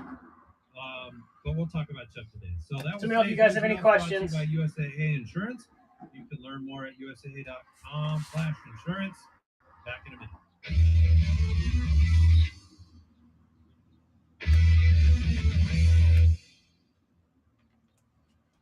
Good old John Kelly. There are players that their Yeah. entire claim to fame is the pre-first season discussion time, and then they're never discussed again. Spiller. Isaiah Spiller. It's the first name that popped into my head too. It's like farewell. Yeah, they were supposed to be great, but they were not great. And I don't know any that become great after that first year. Really, I mean, it's like It's pretty unlikely. if you're that low in the draft and don't have a good year one, you just are like you're like going to be a number 3 running back the rest of your career. Yeah. Unless somebody gets hurt and then they. Can we think of any example where a guy who was hyped up and did nothing? I'm sure the listeners will, and Well, we'll good. share, I will- and we'll share that with us. I don't think they will. You don't I think challenge there are? I don't know if it exists. So the 4th, 5th, 6th round running back, He was hyped up in hyped the offseason, in the draft season, didn't do anything year one, but then hit. but then hit. You got anybody, Brooks? Anybody coming to mind? Kyle, Nothing. run back to the microphone and see if you can remember. Feel free. I'm looking in the spreadsheets right now. Okay. I mean, Khalil Herbert about to do it. I want to believe that Kyle has So. like printed spreadsheets. These are not on. Oh, for sure. He is shuffling. He's a paper. tactile man. Yeah. I need to feel the papers. He's in a room with so many filing cabinets right now. I mean, There it is. There it is. oh, there it is. Well done. Yeah, you said Khalil Herbert's about to do it, which, hey, if you want, the official depth charts just came out. Read into them as you will. But right now, it's Khalil Herbert, and then it is Deonta Foreman. Deonta Yep. Foreman. And then Roshan. Roshan third. that's Well, I will say this: sometimes Roshan Moreno. sometimes I don't care at all about these depth charts, and sometimes I do. But when this depth chart came out, I forget which beat report I was looking at, but they were basically saying that this should not be any surprise. This is exactly what they've seen in camp. That is the order of those 3. That was very confirming to me that, like, I'm just going to trust it. If that's what has been the process over the last couple months, and then the team puts out the official statement saying, "Yeah, that's the order," then that should be the order of how we view this backfield for fantasy purposes. Totally agree. A lot of the running backs that changed teams this offseason were pieces that they almost shuffled depth around. Right? Like Singletary shifted to another team, and then Rashad Penny moved over, and like you didn't have super high profile players changing teams. You had a lot of these guys, the Deonta Foreman, and the incumbent always has an advantage there because the teams are looking at these guys as, we let go of David Montgomery because why? It wasn't because we could add Deonta Foreman in the offseason. It was because we believed in Khalil Herbert. So, all right, let's get into it. Running backs. I mean, nobody loves Khalil Herbert quite like Brooks, though. That's true. It's his 2023 Josh Jacobs. Is it? Is that what he is? I guess so. He's I mean, good. He is. You can get him a lot later than Josh Jacobs too. Yeah, he's so much lower down the list than like a Madison in the rankings. Yes. So both of them are like they have great opportunities. So where's Herbert going? Is he like? Khalil Herbert's in like the 9th round. So he's with our group. Oh yeah. He's with our boys, Yes. Brian Robinson and Rashad Penny, and dude, add 3 of them. Maybe 2 of them will work out. 9-12 for Herbert. So he's behind those other two. He's a massive guy. Okay. Running back rankings countdown going through the top 10. Let me give you some information If here. you guys Over got the last questions, 5 years, a top 10 running back in half-point leagues has averaged 20.6 opportunities per game. If you want to be top 10, get over that 20 opportunity mark. 17.8 fantasy points per game, 13 total touchdowns. That's interesting to me. Like, you really do need some foundation of the Absolutely. getting into the end zone. And 1,589 total yards, not rushing yards, but total yards. You're involved in the passing game more often than not because not a lot of guys rush for over 1,500 yards. That's normally the, Derrick Henry, Nick Chubb, last year, Josh Jacobs. Not a lot of them get up over that mark. All right. At number 10, and we'll talk about him. He's on an excused absence right now. Who is now already our number 11. Yeah, that's true, because between yesterday's show and today, with the adjustments we make daily on our rankings, he actually fell out. So, I mean, you could just omit him because he's living in the, Right. he's living in between shows, like in the upside He down. would have been on yesterday's show. Ranking purgatory? Yeah. He's in between shows. It's Jonathan Taylor, who is You got to get me out of here. potentially in between teams. We don't even know right now, but it's excused absences to now be away from the team when you already weren't practicing with the team. Like, This is getting, he's like, I can't even be around you. it's getting scarier and scarier. I can't even be on the footballers podcast. He's saying, I'm in between shows, guys. disappear. Smoke bomb. So, I mean, Jonathan Taylor right now is a step one, super talented, highly He's great. productive, potentially dominant, league-winning style running back. And coming off an injury-laden year on a team that we don't know if he's going to return off an injury that, look, we've been told he's rehabbing his ankle, which, hello, that was the injury from last year. I can't even hear Jonathan Taylor and ankle in the same sentence without getting, like, sweaty. It is super scary to me because I genuinely don't know whether or not this is the ankle because, it's an excused indefinite, amount of time.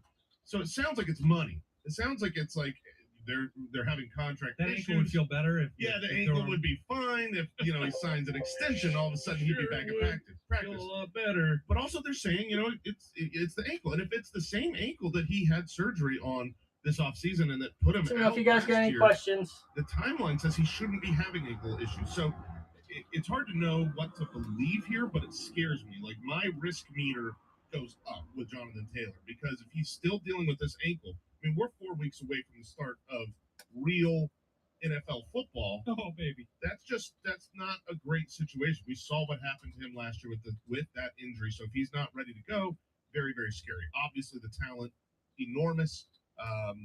But we've talked a little bit about how it's difficult to have a running back with a super mobile quarterback. Absolutely. It changes things. I mean, there's like look at the running backs for the Baltimore Ravens. It's not that they're inept at catching passes. It's just what's Lamar Jackson gonna do?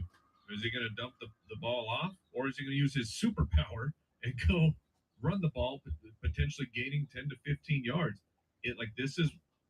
Jonathan Taylor is such a difficult player to gauge because he has basically all the red flags that we could think of right now: injury, contract dispute, mobile quarterback, rookie quarterback. We on yesterday's show we talked about Miles Sanders gave the stats of like the starting running backs for rookie quarterbacks. If a rookie plays the entire time, it is historically terrible for these running backs. So I am so freaked out by Jonathan Let me know if you Taylor. guys got any questions and on he's anything. getting closer and closer. Got the Of duck course, races maybe going, 25 you're in left draft, for the you're in white home and league, and 27 somehow left for the falls blue. into the second round, and then okay, maybe I'm gonna take a shot here. But he is rapidly approaching that. I'm just willing to be wrong, and like I expect Jonathan Taylor to have a great season, but I'm not going to inherit that risk on my team. While there's other players that I feel far more confident in that range that he's going. If you want to mess around with those variables, I'd rather do it in the 5th, 6th, 7th round with a player. Right. Not the cost is so high. So we all have him below ADP. I mean, you're staring down Jonathan Taylor or Nick Chubb? Well, what do you do? I'm going Going Chubb. Nick Chubb, for sure. Derek Henry. So Papa Chop. So every card in here has you're guaranteed one duck. So you get in either box, it's the same thing. So you get a jersey card guaranteed, and then you get anywhere from 1 to 3 ducks. So you're guaranteed 1, but you could get up to 3. And he's in a system and So every box, both boxes are the same. So all jersey cards in both, and you get anywhere from 1 to 3 ducks. So for $10, you get 1 pull from the white box or the blue box, and then you get 5 additional pulls from the NFL box. So blue is for the middle row for the running backs. White is for the wide receivers on the top. He's in between ranks as well. Let me know if that answers your question on that, man. Stevenson. But you're guaranteed at least 1 duck. So the ducks are how many ducks you get into the race. So there's 30 cards to start in each box, and then there are 50 total ducks in the race. So say you hit a 1 duck in for the blue race. So you have 1 duck out of the 50, and top 5 finishing ducks win a prize. So for $10, you're guaranteed at least 6 cards, but then you could hit one of the bigger cards. So you're guaranteed a jersey card and then 5 cards from the NFL box where you could hit one of the slabs, but the duck gives you a chance to hit one of the bigger cards on the shelf. Very, very well, which is rare for someone that. So I don't know if you have any other questions on it. 17% target share. 17%. Yeah, it's not bad. I feel like it's a pretty good deal. Patriots offense should be better. It's a pretty big should, but you're going from coaches who don't know how to run an offense to Bill O'Brien who knows offense. Like he's not really a head coach guy, but he knows what he's doing. And so Let's talk him into moving him to 4. Let's talk him into moving him to 4. I've got a point for it. Philly to start the year. Then Miami, tough defense in my opinion. And you get another 5 if you share on top of it. Yeah, so for $10 you can get 1 pull from the box, you get your jersey card and any amount of 1 to 3 ducks, and then if you share you get 10 pulls from the NFL. And right now there's only 50 in there, and I want to say there's about 5 jersey cards, and the slab chaser's still alive. So if you hit the slab chaser, you can pick any of the slabs on the bottom row. You get them from the NFL box. So everything in here is like it's like Joe Judge and Matt Patricia. just inserts, patches, stuff like that. Rookies. So there's no base in here. It's all like inserts, rookies, number, jersey cards. I don't know if there's any autos left in it, but I know there's definitely jerseys. But there is 1 card in there that has a slab chaser on the back, and if you hit that, you can pick the Tua, the Tony, Akers, or Montgomery. Good. I think an offense that opens it up more will throw the ball more to the wide receivers, less to the running back here. So that is one, systematic difference I see in the Patriots offense that scares me about Ramondre Stevenson keeping that level of a target share, let alone Appreciate the share, man. He's alone. Not just if someone else comes and signs. Yeah, someone else could sign. And sure, maybe they're going to try to go. All right, let me know what you want to hit from. If you have any other questions, let me know too. Maybe they're going to try and go down the field. Right. Okay, Devontae Parker. I'll give you Devontae Parker. Now who? Juju. Down the field. Yeah, so I mean, for $10, you could do 13 pulls for $10 from the regular box. You can do 2 pulls from the Jersey Auto box for $10. You could do 6 pulls from the number box, or you could do 1 duck pull and then 5 pulls from the NFL box. I think duck pulls are the best value personally, but it's up to you. And then whatever you pick, you get 5 pulls from the NFL on top of it. You're taking him over Austin Eckler. No, I don't. So you could do like 18 from that. You could do 2 and then 5. You could do 6 and then 5. 1 and then 10 and 1 and then 10. Because I know that you can get Ramondre. All right, man. Let me know what number you want from the white duck. Any number between 1 and 25. 12. And then give me 10 numbers. So give me 1 number and then give me 10 numbers. All right, you got it. 1, 2, 3, 4, 5, 6, 7, 8, 9, 10, 11, 12, 13, 14, 15, 16, 17. All right, and let me know what 10 numbers you want. If they don't, Ramondre has the potential to finish higher than where I have him ranked. I'll put it that way. Look, we're at ADP. Jason and I are full respect, third round pick, top of the third. It is harder to stare that name down than it is Chubb, Jacobs. Yes. Yeah, and I'm not. I have him projected to finish there, but again, we're not out. We're only out compared to Mike. You need to be smart about where you are drafting guys. And then my final here for Ramondre Stevenson. Jason to talk you into moving him up. Oh, okay. Oh, all right. I'm listening. All right, Papa, just let me know what 10 numbers you want. I love the name. Give me that slab. He's going to Dad's Any in between, yeah. All right, cool. So there's 50. All right. All these great arguments are made. 1, 2, 3, 4. Oh, 2 and 7. All right, you got it. Yeah. 1, 2, 3, 4, 5, 6, Ramondre Stevenson 7, potentially hit 8, a 65% 9, market 10, share on the ground, 11, 15% target share. 12, Those are 13, sensational. 14, 15, 16, 17, 18, 19, 20, 21, 22, 23, 24, 25, 26, 27, 28, 29, 26 years old. 30, 31, 32, 33, 34, 35, 36, 37, 38, 39, 40, 41. Let me make sure I got all 10 for you. 1, 2, 3, 4, 5, 6, 7, 8, 9, 10. All right, awesome. All right, so we got a Bo Jackson, Pretty good. a Carson Wentz X Factor, Julian Okwara, rookie, a Marcus Robinson, Derek Watt, rookie, CMC, got a Stephon Diggs, Kamal Martin, Percy Harvins to 100, and then a patch of Jordan Todman. And let's see, can he hit the slab? No slab on that, but let's see what this is for your duck. So you got a Dalvin Cook jersey card and a 2 duck. There you go, not bad. Can't complain about a 2 duck. So now you have 2 ducks in for the race for the top row. And as soon as it sells out, that's when we run it. But you don't have to be here to win. You'll get it regardless. Ronald Jones suspended. So let me know if you have any other questions on it. I didn't update the notes, but I usually have a lot of like frequently asked questions in the notes. Let me update those. Will inevitably go down if he's the guy that's going to get the 4th and 1. If he's the guy that's going to be in on goal. Yeah, appreciate the purchase, You're not man. going to see the yards per carry. You're not going to see the Appreciate the share too. Numbers as high. And if you can think of any questions at all, just let me know. We got 2 ducks in for the race. He was the most dynamic back in the world at Miami, and then he goes to Houston, and he's a starter, and it's different. And we know they're going to throw the ball a lot. We know that that's kind of the MO for Mr. Kellen Moore. So, you know, if Tony Pollard is who he has been, and you just So I don't know if you guys got any questions. move off his opportunities, he's the RB1. Okay, I mean that's the truth. Like he'd be the RB1 if you just took his efficiency and just gave him twice as many opportunities. Yeah, if he stays, carrying at 5.2 a clip and getting almost 10 yards per reception, there's only just take the ball 40 cards, 42 cards in there right now. An electric back that's going to get a lot of opportunity. The easiest 42 cards, and there's still the slab chaser. That is to say, last year with Ezekiel Elliott getting a ton of work, Tony Pollard finished as the running back 7, and he missed a game.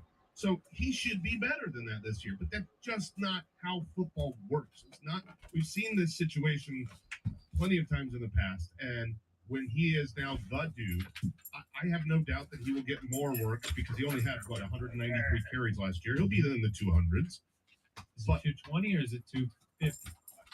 It's probably closer to the 220. I don't think Tony Pollard is still.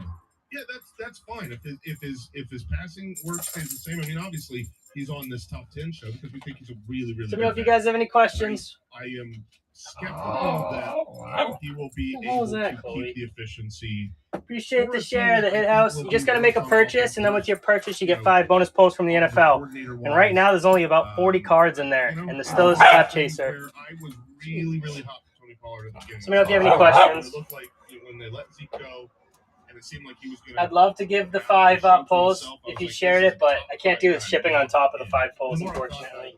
But any purchase you make qualifies. Let me correct. As long as shipping is covered. For Kellen Moore, I got a ton of stuff in the buy it now. If you guys want to see any of that or have any questions, let me know. Or if you guys want to see any teams, let me know. I got a ton of random stuff I haven't listed. Moving to Schottenheimer, defensive oriented, but Pollard's still the guy. He's still the guy. He's incredibly talented. He's explosive. He's the type of running back that can hit a 50-plus yard touchdown, and that's not every single running back. Let me know if you guys have questions on anything. If we get the numbers, 193 to that 220 area, and then like last year, Zeke was about a 5% target share. I mean, we're watching my buddy's dog, and they're deciding to play right in the stream. Bumps up just a couple percentage I wonder if they're running play. 13. Oh. Maybe we Get that 14, but he's just up to 13% or so. Looking at the depth chart, where Let me know if you guys got questions. That seems like if The duck race, it's $10 per pull. You get one pull from the duck box, so either the white or the blue, depending on what you want to hit. If you want to do wide receiver race or the running back, so you get a jersey autograph card, and you get anywhere from 1 to 3 ducks on the back of the card. And that's how many ducks you get entered in for the race. And then on top of that, you get 5 pulls from the NFL box. And if you share, you get an additional 5, so you get up to 10 additional pulls. So for $10, you could get a jersey and then 10 pulls from the NFL box, and then get in for one of the races for the bigger cards. So pretty good deal. Could hit a lot. And when you're taking him, and he's Really? what, at the back of the second round right now. So where he's going, I think there is value to go northward. But if he goes from 11% target share to 13% target share, it's still possible he doesn't go northward in total targets because the pace of play for this team and the passing volume could be down. There have been 10 running backs with fewer than 650 touches in the first 4 years and have the opportunity to make the jump. Only one of them really made the jump. Austin Eckler had a fantasy finish. His best one was 6. He jumped up to 2. The rest, Kenyon Drake and Tevin Coleman and C.J. Anderson, Mark Ingram, and even Jamal Charles, his first year going up in opportunities. You don't generally see a fantasy finish higher. I think what you said there, I think he's going to stay around the same finish, which is where he's being drafted, and I think that's a good year from Tony Pollard. Yes. I mean, that is delivering on draft value. And he gives you. I was gonna say he gives you actual spike weeks. This won't just be a consistent. Well, he's pretty good. Fire kicks. We got the duck races. So we got the white one for the wide receiver, the blue one for the running backs. Then we have the pull boxes going. So for $10, you get 1 pull from the duck box, which is a jersey. You're guaranteed a jersey. And then you get anywhere from 1 to 3 ducks. So that would be an awesome one to hit. And that's the same thing for the white or the blue. And then on top of that, you get 5 pulls from the NFL with every duck purchase. We also got mystery packs, or you can just hit any of the pull boxes separately. And then if you each pull box of the jersey, the NFL, or the numbered box, they all have a slab chaser. And if you hit that, you can pick any of the slabs on the bottom row. So let me know if you have any other questions on it, man. The list is not long. I mean, because when you start to look at it, you go, okay, well, it's not a Chubb situation because he's going to catch a ton of passes. It's not Henry, who's been ranked up there. It's not Alvin Kamara, even from days gone by where he was a top 3, because Kamara had, it was always 181 carries, 182 carries, maybe 200. It's 250 carry potential with 70, 80, 90, 100 target potential. That's just worth the investment. Jason is getting a little bit. So is this verklempt? Is it fine? Look, I was obviously a massive fan of Bijan pre-NFL draft. We had the whole Bijan minute, the Bijan watch for the NFL draft. I was so excited. Loved where he landed. And then I spent some time really thinking people are going a little too nuts here for this rookie that we haven't seen, taking him 3rd off the board. That's too high. And I have since changed. If you want to take him 1, you take him 1. I believe I he agree is. with that. I think that's fine.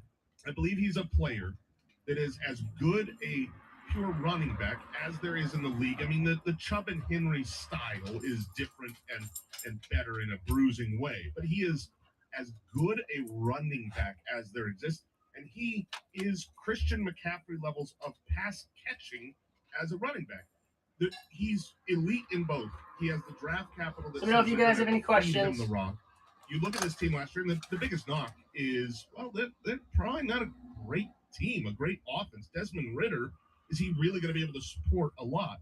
But you just look at last year with potentially an even worse Marcus Mariota, and team-wise, the Atlanta Falcons running game was awesome. You put Cordero Patterson and Huntley and Algier together, and they were excellent. So I don't have any problem. Like, I've got him ranked at 5. That's probably around where I will draft him. But if you want to take him ahead of anyone, I don't mind it, because I think he has the potential to be the number 1 player in fantasy this year. The schedule's really nice. The schedule's good. You don't have I was trying to look at the back half of the season, because if you combine generally rookies coming out of college, like there's a potential when they get the opportunity from week one.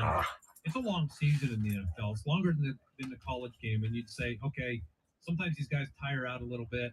Maybe the schedule at the end of the season has a bunch of tough matchups combined with him having a lot of work. I mean, that is something that happens, but it's pretty juicy. You're not busting. Like it's a bust-proof pick. And we've got him at 7. Let me know if you guys got any questions on anything. It's, From the duck races today, full boxes. The full boxes only had about 40 cards, so crazy. It still has a slab chaser in it, and I think it has 4 jersey cards in it. They were a great running team last year. So good chances in there. There's some unexpected variables because we haven't seen it yet. Let me know if you have Mike, questions. you're the lowest, so give me the. Oh, I said I'm too low on it. I just went and looked. I gave him there's a couple more percentage points on the ground and a point or two for the target share. What can go wrong? A bunch of 3 and outs all year long. To me, that's a concern. And the other thing that could go wrong is Tyler Algier and Cordero Patterson are used just more than we were. Right. That's really the outlet. It's not a talent, and he's not gonna be bad. Like if Algier is involved, this isn't gonna be like, oh, he's the running back 23. I don't see a world where he's outside of the top 12. Wisco, OC off centered. 6 now. But I've recently moved him down a little bit. I just thought the right side looked a little smaller, but on those it's kind of hard to tell. So we're still a little bit above that. He was completely. So I don't know. I don't. It wasn't an isolated. I don't think play. It was every down. I'm an all right judge of a card. Yeah, that card is sweet though. I would send that card regardless. So I go through this guy. His name it's DT Sports Cards. It's $2 prep fee, and then it's like $19 I think right now. I don't know if there's any kind of deal going on. Yeah, that's what I thought. Like the graded 10 looks fine. I would just send it in regardless. Like even if that card gets a 9, I feel like it's worth grading. That's a sweet card, man. It's one of those things like he's high right now, and if it starts a season and he's not the starting quarterback, that card's going down. But so it's like, do you want to sell it quick and make a quick profit, or get it graded? Because if that's a 10, that card goes for way more. Fire kicks. We got the duck races going, so we got the wide receiver for the top row, running back for the middle row, and then you can hit the pull boxes. We also got mystery packs. But $10, you get 1 pull from the duck box, which is a jersey card, and then you get anywhere from 1 to 3 ducks. So you're guaranteed 1, but you could get up to 3. Same thing for the white. So blue and white are the same. It's just what if you want to hit wide receiver or running back. And then with every duck purchase, you get 5 pulls from the NFL. And if you share, you also get an additional 5 pulls. He is absolutely going to play as a regular. Yeah, you're definitely up on that. So it's like, yeah, that's what I'm saying. Like, what does it sell for raw? Like 120, $100? So it's like, do you just take the quick 100 and move on, or do you go for the 360? Because I think the 9 probably would go for slightly more. I think, yeah, I feel like the 9 probably isn't going to go for much more than the raw. But I'd take the chance on it. That's a card I would 100% sell in or send in. Fire kicks. Just let me know if you have any other questions on it. So we're in the duck race. So wide receiver, top row, running back, middle row, both are $10 a pull, and you get 1 jersey card where you get your duck. You get anywhere from 1 to 3 ducks, and then on top of it, you get 5 pulls from the NFL box. Yeah, that's a nice card, dude. That is a hell of a hit. And right now, there's only 40 cards in the NFL box. So, and I think there's like 4 jersey cards in there and the slab chaser live. So, great chance. I think it goes up slightly. I don't think that it will skyrocket. So, let me know if you guys have questions. Despite him having a great season, and historically he's been really solid for fantasy. That he was the RB8 in 2020, but this was the first elite season we've ever seen from Josh Jacobs. Yeah, if he turns out to be one of the best quarterbacks ever. A lot of the fantasy football. Yeah, it's like you think about like Brady, or you look at like Burrow. Good this year. It could be. I just am not a huge. I'm not huge on Purdy. I have my concerns that maybe that was just. So I don't know. Because that that does But happen in the NFL. I think Players who for are me, good, I would they just grade have it, one and then outlier I would probably just try to sell it right that away. bounce their way. I just don't see him going up much more. For the entire 17 games, Steve healthy, Unless he takes him to the Super Bowl. Workload that he was getting, and I would to play devil's advocate, Jason. I think that Josh Jacobs not being in training camp, it really is giving Zamir White a huge opportunity. The notes have been strong on him. He was I believe Kyle was a fourth round. He was a fourth round. That is a pick sweet last hit, year, man. so that's a day 3 pick. That's Yeah, I feel like I say grade it regardless, and then just hold on to it. I think that's not bad. I got a pretty cool Drake London that was a fire one, which is sweet. So I'm excited to get that one back, and that one's in to get graded. So I think that It's like the fire logo. It is a potential red flag here for Josh Jacobs. The only pretty I hit was a pink one, and I think that one's gonna get like a 9, maybe an 8, maybe a 9. The more concerned I will be that Zamir White will factor in But we'll way see. more than he did last year. He's got to look a lot better on But the I send a field. lot of cards in to get graded because like a lot of them I'll just use for like free or the slab pulls and Number stuff. 5, Saquon Barkley. He is in camp. He is back on the franchise tag. Let me know if you guys got questions. RB4 by ADP. Jason, you're the highest at number 3. Don't really blame you there, but why do you love Saquon? Well, I just love any player that, he doesn't have question marks. Now that he's in camp, he signed that contract. He has no competition. He catches the ball. He's very talented. He's Good head coach. Yeah, I mean, he's going to touch the ball 350 plus times for sure. Like that's just a gimme outside of being injured. And if you know you're going to touch the ball 350 times, you go, okay, well, is the player talented? Yeah, he is. He's pretty darn good. He might not be as good as he was his rookie season, but he's not an elder statesman by any means. He's 26 years old. He's still playing like he's in the prime. He was great last season, missed a game, finished as the running back 6. So to me, there's very little to worry about here. He is a workhorse back. You can count them on one hand right now in the NFL. So I'm all about taking safe. That for Derrick Henry is still. Let me know if you guys got any questions. We're doing the duck races. We're doing the share bonus too. So if you share the stream and make a purchase, you get 5 additional pulls from the NFL. And there's only 40 cards left in here. So this very good shot at a slab. Bunch of jerseys left in it too. And look, everyone's waiting for the shoe to drop. But last year, all you did was get a season with 6% busts, despite the fact. Let me know if you guys got any questions. If you guys want to see any teams, I got a ton of stuff in the buy it now too. So just let me know. Yeah, Derrick Henry is a fascinating player. One, the check mark in his favor last year. We saw 41 targets. This was the first time ever that Derrick Henry has seen a 10% target share. It has climbed the last 3 years, 7%, 8%, 10%. And Derrick Henry is going to be a polarizing draft pick because it's just you have to make your decision of this guy who's going to turn 30. So let me know if you guys got questions. While I have the Pull box for the NFL pull box, only 40 cards. So still has a slab chaser live, and I think 4 jersey cards in there too. Get the slab chaser, you can pick any of the bottom row. So Tua, Tony, Akers, or Montgomery.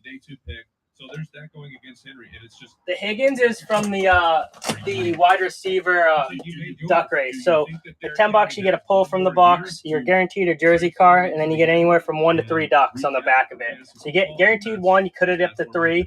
So you get 1 pull from that box, and then you get 5 pulls from the NFL on top of it. So every duck purchase you make, you get 5 NFL pulls. And if you share the stream, you get additional 5. But so to get the Higgins, you have to hit from the white, and then you get entered in for the race, and top 5 finishers win a prize. That's how you get the Higgins. So let me know if you have any other questions, Jay Bird. The question is, can he ramp up that receiving work? I think he will have opportunities. Now, there is a chance that it doesn't work out as well for him as we'd like. Like, it's one thing to say, I'm going to throw the ball a lot to Derrick Henry. It's another thing to kind of, every once in a while, you chuckle because it deflects off his hands. He's not the most elegant pass catcher. So is it Nick Chubb's greatest strength? It's not. But if those opportunities come, like he proved last year, even without them, he was the best pick in fantasy at running back for the first, 9, 10, 11 weeks? Yeah. How many weeks was it until Deshaun Watson? It was very correlated. Yeah, it was 10. Let me know if you guys got questions. And he just struggled with touchdowns after that point. Yeah. His team Did was you use my not garage at down all? around the goal line. So, I can't open it. So you know, he's the Browns last year with the struggle at quarterback at the end of the season. A good example of what could be a red flag for Hey. Bijan. Yeah, but he's got the insulation. Yeah, this it's one too was bad. like so nice. Yeah. Well, I mean, pass catching I here say, for Sub like, is the thing is, like, really you've exciting obviously thing in seen that 2023. You've kinda lost easy. 3 punts. So, like, 40 plus worst targets. case, like, I just don't know and how easy it's going to you be for a have while. Chubb If right you wait a little now. bit and the schools You know, are it's higher in some of the obviously positions, it might be small, it's harder. anecdotal, But, like, but, worst you know, case, you take one You keep seeing a video out of and camp. it's right not a now, pay catching cut a pass out of the backfield. until the summer. It's just nice to see that So, they like, are you could just involving find a him summer in job. that way in Might be camp the right worst now. thing. I've got him going just 10 more targets than last year. He had 37 last year, 47 this year. 47 would be great. Yeah, that's what I'm saying. Like if you're telling me he's What around is 50 that? I want targets this. when he's a 1,500 yard, Just 10 go to the touchdown closet somewhere rushing out there. Don't machine. put it in my office. Yeah, I'm Jeez, like, fully in on Nick Chubb. The rushing machine is Jeez. the best name you could ever give Nick Chubb. I'm making a He note. is the rushing machine. Yeah. You just put a coin in and you get the same thing every game. The dude, for his career, he's played 5 years in the NFL. He's still over 5. He's at 5.3. Yeah. Let me know if you guys got questions on anything.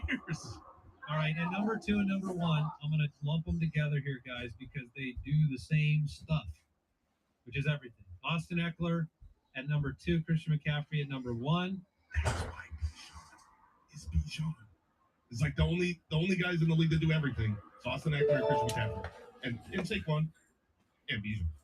Yeah, and also the draft capital for Bijan, like the players that are drafted there, they always seem to do it. I mean, I guess Fournette really didn't, but he still had a pretty good rookie season, right? And then but McCaffrey did, Zeke did, those early running backs do it, Barkley.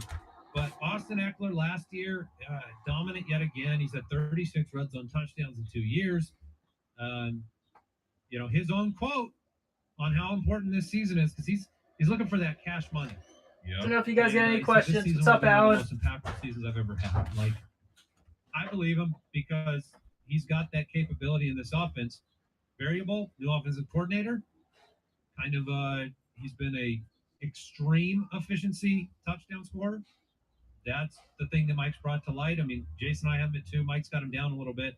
I have to believe that is entirely related to a little bit of regression touchdown. Yeah, it's just, I mean, he's done it for basically his entire career, but just betting on a little return down to more of a league average. Not that Austin Eckler is an average player by any stretch, but just take some of the efficiency down and then some of the targets down, which his targets last year were absolutely incredible for fantasy football. But you were missing Keenan Allen for a huge chunk of the season. You would miss Mike Williams here and there. They made the investment on Quentin Johnston to kind of back that wide receiver up, or the wide receiver room up, and have a healthy guy out there on the field. So that's all that's happened for me. But Eckler is you want to take Eckler. Let me know if you guys got questions. Number 1 in the draft. It doesn't bother me. My ranking is not a besmirching of Austin Eckler at all. I just have some other guys projected a little bit higher. When you're great and there's no one else on the depth chart and you play for a great offense with a great quarterback and a nice defensive coordinator, you're just safe. And that's what he is. He's not going to catch as many passes this year as he did last year.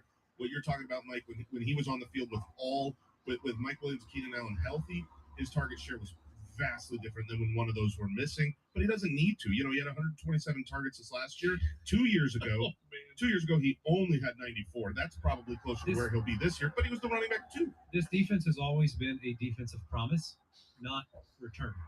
And so because of that, they've had to come back in games. And he is the quintessential. He can get you 8 receptions on like 2 drives at the end of the game. And so if the defense isn't stepping up, that's my area of, like, if they're in the lead of more games, I think you're going to see a couple things with that. Less pass catches. Is that even a phrase? Less pass catching. And also potentially some time off the field. I mean, they do want to try to work people in. McCaffrey comes in at number 1. His quote this offseason, it's great mastering the 49ers offense rather than learning it on the fly. A recent article from The Athletic said the 49ers' dedication to throwing to their tailbacks this summer makes you think 1,000 as well in the cards for Christian McCaffrey. It's been the major theme of the offseason. I've talked often about finding the time to cash in on a running back in Dynasty for huge hauls. I thought about it with McCaffrey. I then thought about it again. And so I unthought about that. But then you were like, I'd like to win, though. I was like, this year is going to be so good yet again for Christian McCaffrey. He's better than everybody else. People want to bring up the fact that in the games that Elijah Mitchell played, he wasn't as good. That does not concern me at all. There is touchdown variables that were in play in those games. He is going to be so incredibly dominant. And I'm not telling you anything you don't know. No, the splits with Elijah Mitchell and without Elijah Mitchell were real. They were drastic. They were snap percentages, carries across the board. But with Elijah Mitchell, he was the running back one. It was just without Elijah Mitchell, he was the super. He was the running back 0. Yes, he was the You running guys back got questions? He's currently hurt again, Elijah Mitchell. Yeah. You're right. There's no worries with Christian McCaffrey. He's my number 1 overall pick. I'll take him over Justin Jefferson, which is not what ADP is doing right now. I just like having a player that is like no one else. I applaud the fact that statement is what the 49ers team thought. I would like a player that's not like anybody else. Let's go get the best player in the game at the position and just put him on our football team. Like, it's the most fantasy football move ever. It was. Like, we need to go and upgrade this part of our team. So, yeah, McCaffrey at number 1. That'll do it for today's episode. On Wednesday, we got the quarterback rankings countdown. Thursday, we're into preseason power up. We're going into a full week of preseason football. Hold your breath on the injuries. Try to enjoy the 8 snaps the starters get this week.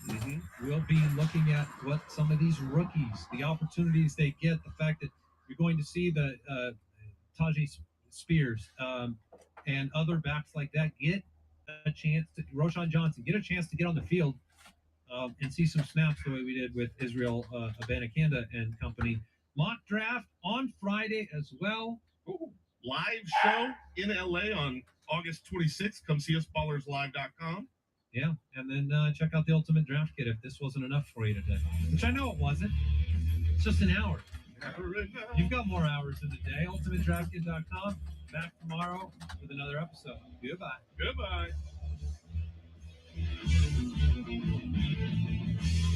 Thank you for listening to another episode of the Fantasy Footballers Podcast. Join our fantasy football community on jointhefoot.com and follow us on Twitter @TheFFBallers.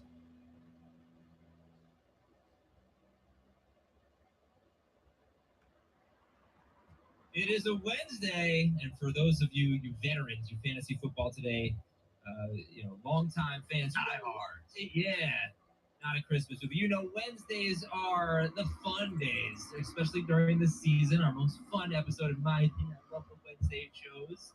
I'm loving today's show. We've got the Fantasy Cops dropping by to make some arrests, perhaps, on your fantasy leagues. And we've got Fantasy Jeopardy a little bit later. We've got some statistics that I feel like I'm running out of time to say and to get your analysis of, because position previews start tomorrow. And we've got some news and notes as well, as Cooper Kupp had an MRI on his hamstring. He's going to miss some time. Let's start with the big news. Heard Dave, Heath is here as well. Hello, Heath. Hi, Adam. And Heath, you can see if you're watching him on YouTube, youtube.com/fantasyfootballtoday. It says subscribe to FFT Dynasty, and that is great advice. Fantasy Football Today Dynasty episodes every Tuesday. You can watch them live on YouTube or on demand on YouTube, or you can just listen to them. I don't know if you guys got any questions. Feed, Fantasy Football Today Dynasty. All right, the big news: the Raiders are open to restarting talks with Josh Jacobs to get him to rejoin the team. That's not the big news. About Josh Jacobs or in general? In general. Well, okay, there are more items. Cooper Kupp, is that the big news? That's the big news. Cooper Kupp had an MRI on his hamstring, and what do we know now, Dave Richard? We don't know if it's a minor tweak and he's going to miss like a week of practice, or if it's more severe than that. He was apparently in a red zone drill and came up a little bit lame, and they didn't. The Hit House, appreciate the share, man. You just gotta have to make a purchase, and then you get the 5 pulls with your purchase. If you have any questions on any of it, just let me know. That's not a great thing. We'll see what happens, but this might put the chill on him is a top 5 overall pick in full and half PPR for the next week or so. You can gamble with this and get him in late round 1. That would be awesome to like buy the dip if it's not a serious hamstring injury. If it is a serious hamstring injury, this might really crush the fortunes of a lot of Rams. Do we buy the dip, Heath? If you're drafting today, Cooper Cup, remember, is 5+ weeks away from the start of the season. I would say that I don't know what the dip is. If the dip's into round 2, I think you have to buy it. Absolutely.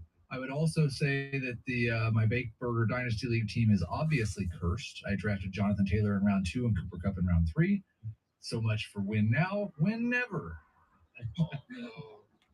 Yeah, I think it would be easy to overreact to this news, but luckily nobody's drafting today. The way I'm No, going to there deal are. with it is, Hold on. I've got somebody who's literally came up to me yesterday and said, my draft is Wednesday night. Can't wait. Going to be awesome. I was like, really? It's going to be awesome? You're drafting before there's any preseason games or, 5 weeks before the season started? Let me know if you guys This got is one of questions. those things where if you're weighing between Bijan and Cooper, let's say, you might take Bijan because he's healthier now. You might take Kelsey over Cooper Cup right now because Kelsey is healthier now. You might take Tyreek over Cooper Cup because he's healthier now. We just don't know the information. If it comes out at like 4 o'clock today on Wednesday and Cooper Cup is fine, then he shoots right back up to being a top 5. I will say don't push Kelsey ahead of him because that was my 4th round pick in the Dynasty League startup. So that's coming next. Yeah. When is it too soon to tank? A week after, while you're still drafting your team, No, you're going to tank. What Adam said about the overreacting. Yep, to the still Cooper at it, Cup man. news, Probably be I on would for like a little bit suspect longer, maybe like before the 20 weekends to are the, going I don't know, to some 5:30, sort of- 6 o'clock maybe. It's a grade 1. It's a grade 2. I'm going to be more prone to overreacting if week 1 is in doubt. If they act like we're giving him a week off, I'm not going to react at all. No. If it's 2 weeks, I'm probably not going to react at all. If they're talking Oh, about there you go. Yeah, I don't know what I'm going to be doing at 7. I might try to check it out, though, if I'm not busy. Yeah, I'm probably going to get off, got to walk the dog, Underwent an MRI on his eat hamstring dinner, while the team but I'll try to check it out, moved. man. One source said he I potentially saw the wooden boxes are sweet. in a few weeks. Okay, so let's just leave it at that, and we'll keep you updated. And for the record, I don't think we knew about this. Now, I didn't know about it last night at 8 o'clock when we did our mock draft, and it was a half PPR mock draft. He was wide receiver 4, and he fell to 8th overall. There you go. Wait, what a nice stepson. Which was a surprise. That's sick. Pick. Bijan, Jefferson, Jamar Chase, Tyreek Hill, Austin Eckler, and then Cooper Cup. Yeah. Next news item here: Jerry Jones has not ruled out re-signing Ezekiel Elliott. Said they're going to read the tea leaves. And Tony. Let me know if you guys got any questions at all. By Dave. Run the duck race is probably going to be on for 20-ish more minutes. Probably going to get up at 5:30. Maybe make it a 6. We'll see. That was like their favorite pick. And Dave's team got an A+ with Cup and Pollard in the first 2 rounds. If they sign Ezekiel Elliott, would the 5th pick of round 2 be too early? Yeah. No, I don't think it would. Honestly, I don't think it would fit in my setup. Maybe in the future I'd take you up on that, but right now, like, I can, like, if these were any bigger, they wouldn't fit. I probably could only have like 3. I probably could maybe fit 4. No, I probably couldn't even fit 4. So I appreciate the offer. They are He would sweet. be a slam dunk first round pick. If there's no Zeke, if things stay the way they are in Dallas, in my mind, Tony Pollard's. It would fit very nicely in my setup, like look wise. You didn't agree with that when I asked you. In a couple months Maybe in the ago. future when I have a new I setup. have him 13th right now. Eventually, I'm gonna have a nice setup because like Gonna move behind him. we're in an apartment right now, so we're getting a house at some point soonish. So when I have my own freaking like whole office, it's gonna be so I still sick. remember that thing they said. What was it, Dave? Week 5 or week 6 of last year. Like, if we're going to give Tony, Corey, just Pollard gotta make 15 a to just gotta 20 make a carries purchase, game, and then you we can have the don't 5 want bonus him involved pulls. in the passing game. We don't want to give him 15 to 20 carries a game because we do want him involved in the passing game. I think if he becomes the feature lead back, it's more likely that somebody else, maybe Duswan, is handling a larger percentage of the passing downs work than what happened last year. I think if they're making him the feature back, it makes sense for them to get somebody else involved. But It did pop up on my end though, high Corn. value touches. Certainly the high value carries will fall into Pollard's lap. And if Let me know if you guys got any difference questions. from last year to this year is the addition of 10 touchdowns, everybody will go nuts. I'll take a dip in receptions if it means a jump in touchdowns for Pollard, who, by the way, isn't terrible in short yardage goal line over the course of his career. Okay, I'll just give you one more stat here and then we'll move on. So Ezekiel Elliott missed 2 games mid-season. Pollard was awesome in those games, 115 or more rushing yards in both games. After that, he played 8 more games with Zeke, not including the San Francisco game in the playoffs when he broke his ankle, but including one playoff game, the Tampa Bay game. In those 8 games, Cowboys went 7-1. They were the highest scoring team in football, I think. They averaged 32.5 points per game, which over a full season would have been the highest scoring team in football. Zeke actually had more carries than Tony Pollard, but here's what Pollard was on pace for in those 8 games after Zeke returned. Only 223 carries, but 57 catches. 1,513 total yards, 57 catches, 9 touchdowns. It's not great. That's what he was with Zeke actually having more carries than him. What's the total touches there? 223 plus 57, so that would be 280. Okay, I've got him projected right now for 253 plus 42, so 295. So 15 more touches than that. All right. Hey, big day tomorrow. The Fantasy Football Today Open. Your chance to get in those leagues. I think we're looking at an evening. You know what? I'm going to send a text message right now so I can try to get all of you who are listening today a time when these spots are going to be available. I don't know that I'm going to be able to get it to you, but I think we're looking at sometime in the evening. So make sure you're following us on Twitter. This is our really cool, all for charity, all for St. Jude. I don't even know, a tournament? Yeah. Where there are 8 12-team leagues. You can be a part of them. If you win your 12-team league in the first 15 weeks of the season, you advance to the champions round, where we have a 2-round playoff. We go from 8 teams to 4 teams, and then 4 teams to a champion. It's Scott Fishbowl-esque, I guess I'd say. So, yeah, please sign up, and it's $250 for a spot, and there are 88 available. And again, it's all going to St. Jude. The other thing I'd like you to do is subscribe to our YouTube channel, especially if you're watching right now. Hit the like button and subscribe. YouTube.com/fantasyfootballtoday. All right, it's time for some quick, fun stats. I want your takes on these. First one is about Tua Tagovailoa. Over the past 7 seasons, there have been 9 quarterbacks who have produced 2 top 12 PPR wide receivers. They finished as QB 1, 3, 7, 3, 12, 4, 11, 3, and 14. So 5 of the 9 finished top 4. 6 of the 9 finished top 7. And one who didn't was Tua last year, but he only played 13 games. But that's total points, Adam, or per game? Total points. 2 top 12 wide receivers. Okay. 6 of them finished as 6 of the 9 quarterbacks who had 2 top 12 wide receivers finished top 7. 5 of them finished top 4. So that bodes well. Okay. You know, Tua was 14th in total points and 7th in fantasy points per game. 6 point games. And that counts all the games that he left early, right? It does count the games he left early. So I said it a month ago, and everybody thought I was crazy on Twitter, but I still think it's true. Tua plays 17 games. He's going to be in the Mahomes-Allen Hurts conversation. Mm-hmm. He's going to be a top 3 or 4 quarterback. And he said yesterday that he's learned how to do a backward somersault, and apparently those keep you from getting concussions. So he's probably going to play all 17 games. Who drafted him in our draft this year? Was it you? I don't know. It was you in round 8. Oh. Yeah. By the way, the one guy who has twice produced 2 top 12 PPR wide receivers and has not had good seasons, or great fantasy seasons, Kirk Cousins. Yeah. Yes. Appreciate the follow. Going to best. Just last thing. Here are the 5 quarterbacks who have done it: 2 top 12 wide receivers and finished top 4. And then you wonder, like, can I put Tua's name in this sentence? Rodgers, Breeze, Roethlisberger, Russell Wilson, Jalen Hurts. Yep. Yeah, I think you could. Sure. All right. Next up, this one, and I know we've talked about a lot of these in the past, but we're in August. We have listeners who haven't listened since December or whatever. So if I'm repeating this, I'm sorry. People have forgotten the things that we said in June anyway. 100%. Jared Goff led the NFL with 8 completions to the 1-yard line. Only one of those completions was followed up by a Jared Goff touchdown pass. 6 of them were Jamal Williams touchdown runs. One was a Jamal Williams fumble, and one was a touchdown pass. If 4 of those 8 completions had been touchdown passes instead of just one, Goff would have been QB 6 for the season and QB 8 per game. Side note, he also finished the season with 324 straight passes without an interception, the 5th longest streak in NFL history. That's Jared Goff. Go. Big time sleeper quarterback candidate. We were excited about St. Brown.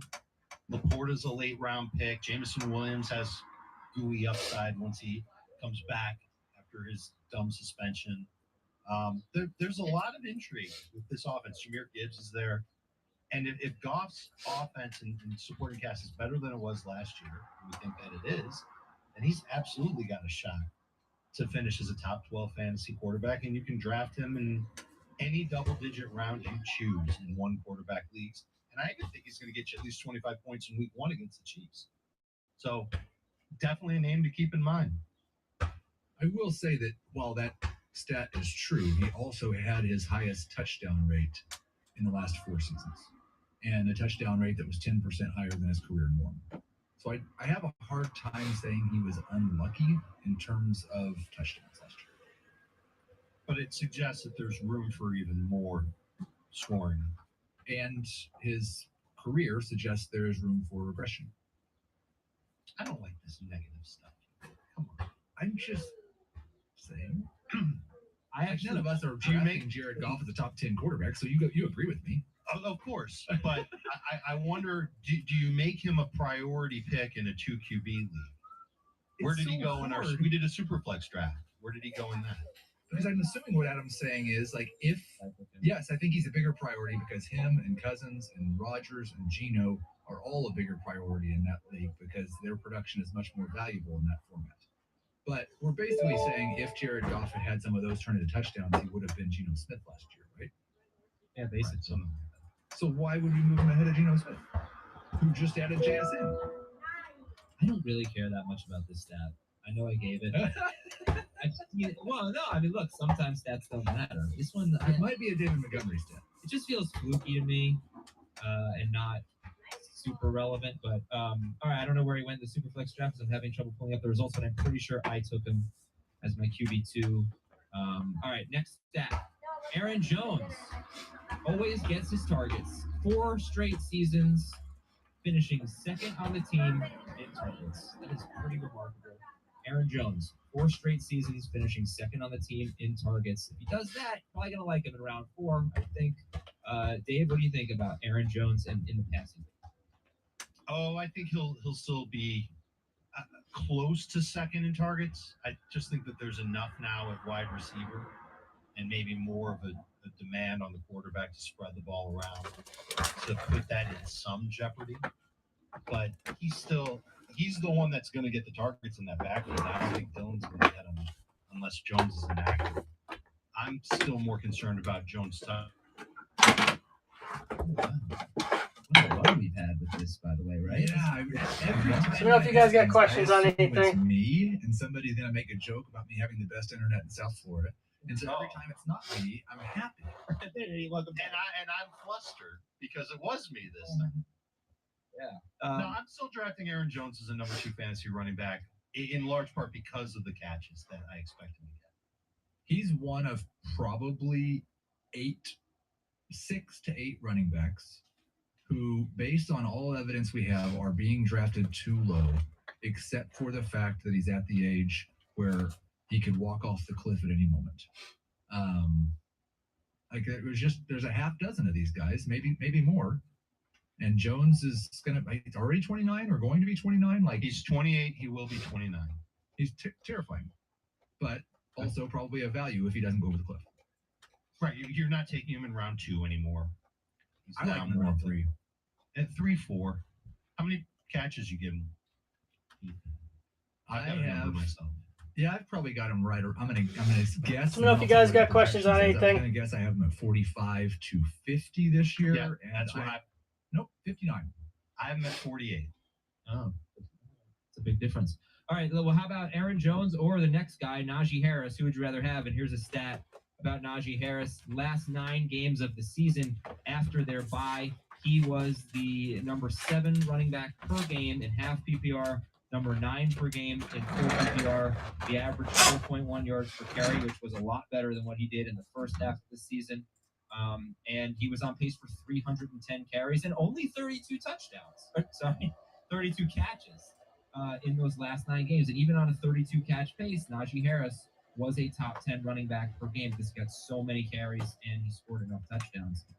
So there's your stat on Harris. Heath, who would you rather have, Harris or Jones? And then talk about just a very good second half for Najee. Jones pretty easily for me. Najee is a bust for the second year in a row for me. Like, it's funny the way we talk about yards per carry because Joe Mixon is terrible and averages 4.1 yards per carry, but Najee Harris had a great second half and averaged 4.1 yards No, per carry. wait a second. No. Wait.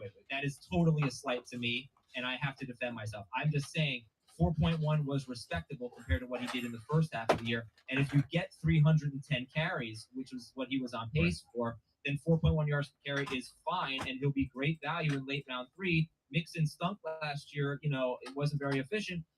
I'll take him gladly at the. Let me know if you guys got questions. So, you know, Get me on for a little bit longer. But go ahead, Heath. Go ahead. Okay, I'm just saying. No, you. I do think that it's most likely. You look at that stretch. He had 1 game in that great stretch, I believe. What last? How many games this season? 9. Okay, so 2 games in that stretch with more than 2 catches. I think Jalen Warren is the passing bounce back. I think one of the most difficult things to figure out is this Steelers offense pass rate versus run rate. Because for most of Matt Canada's time there, they've been a pretty high-end passing team. They went in the second half last year and went super run heavy, and Najee was the beneficiary of that.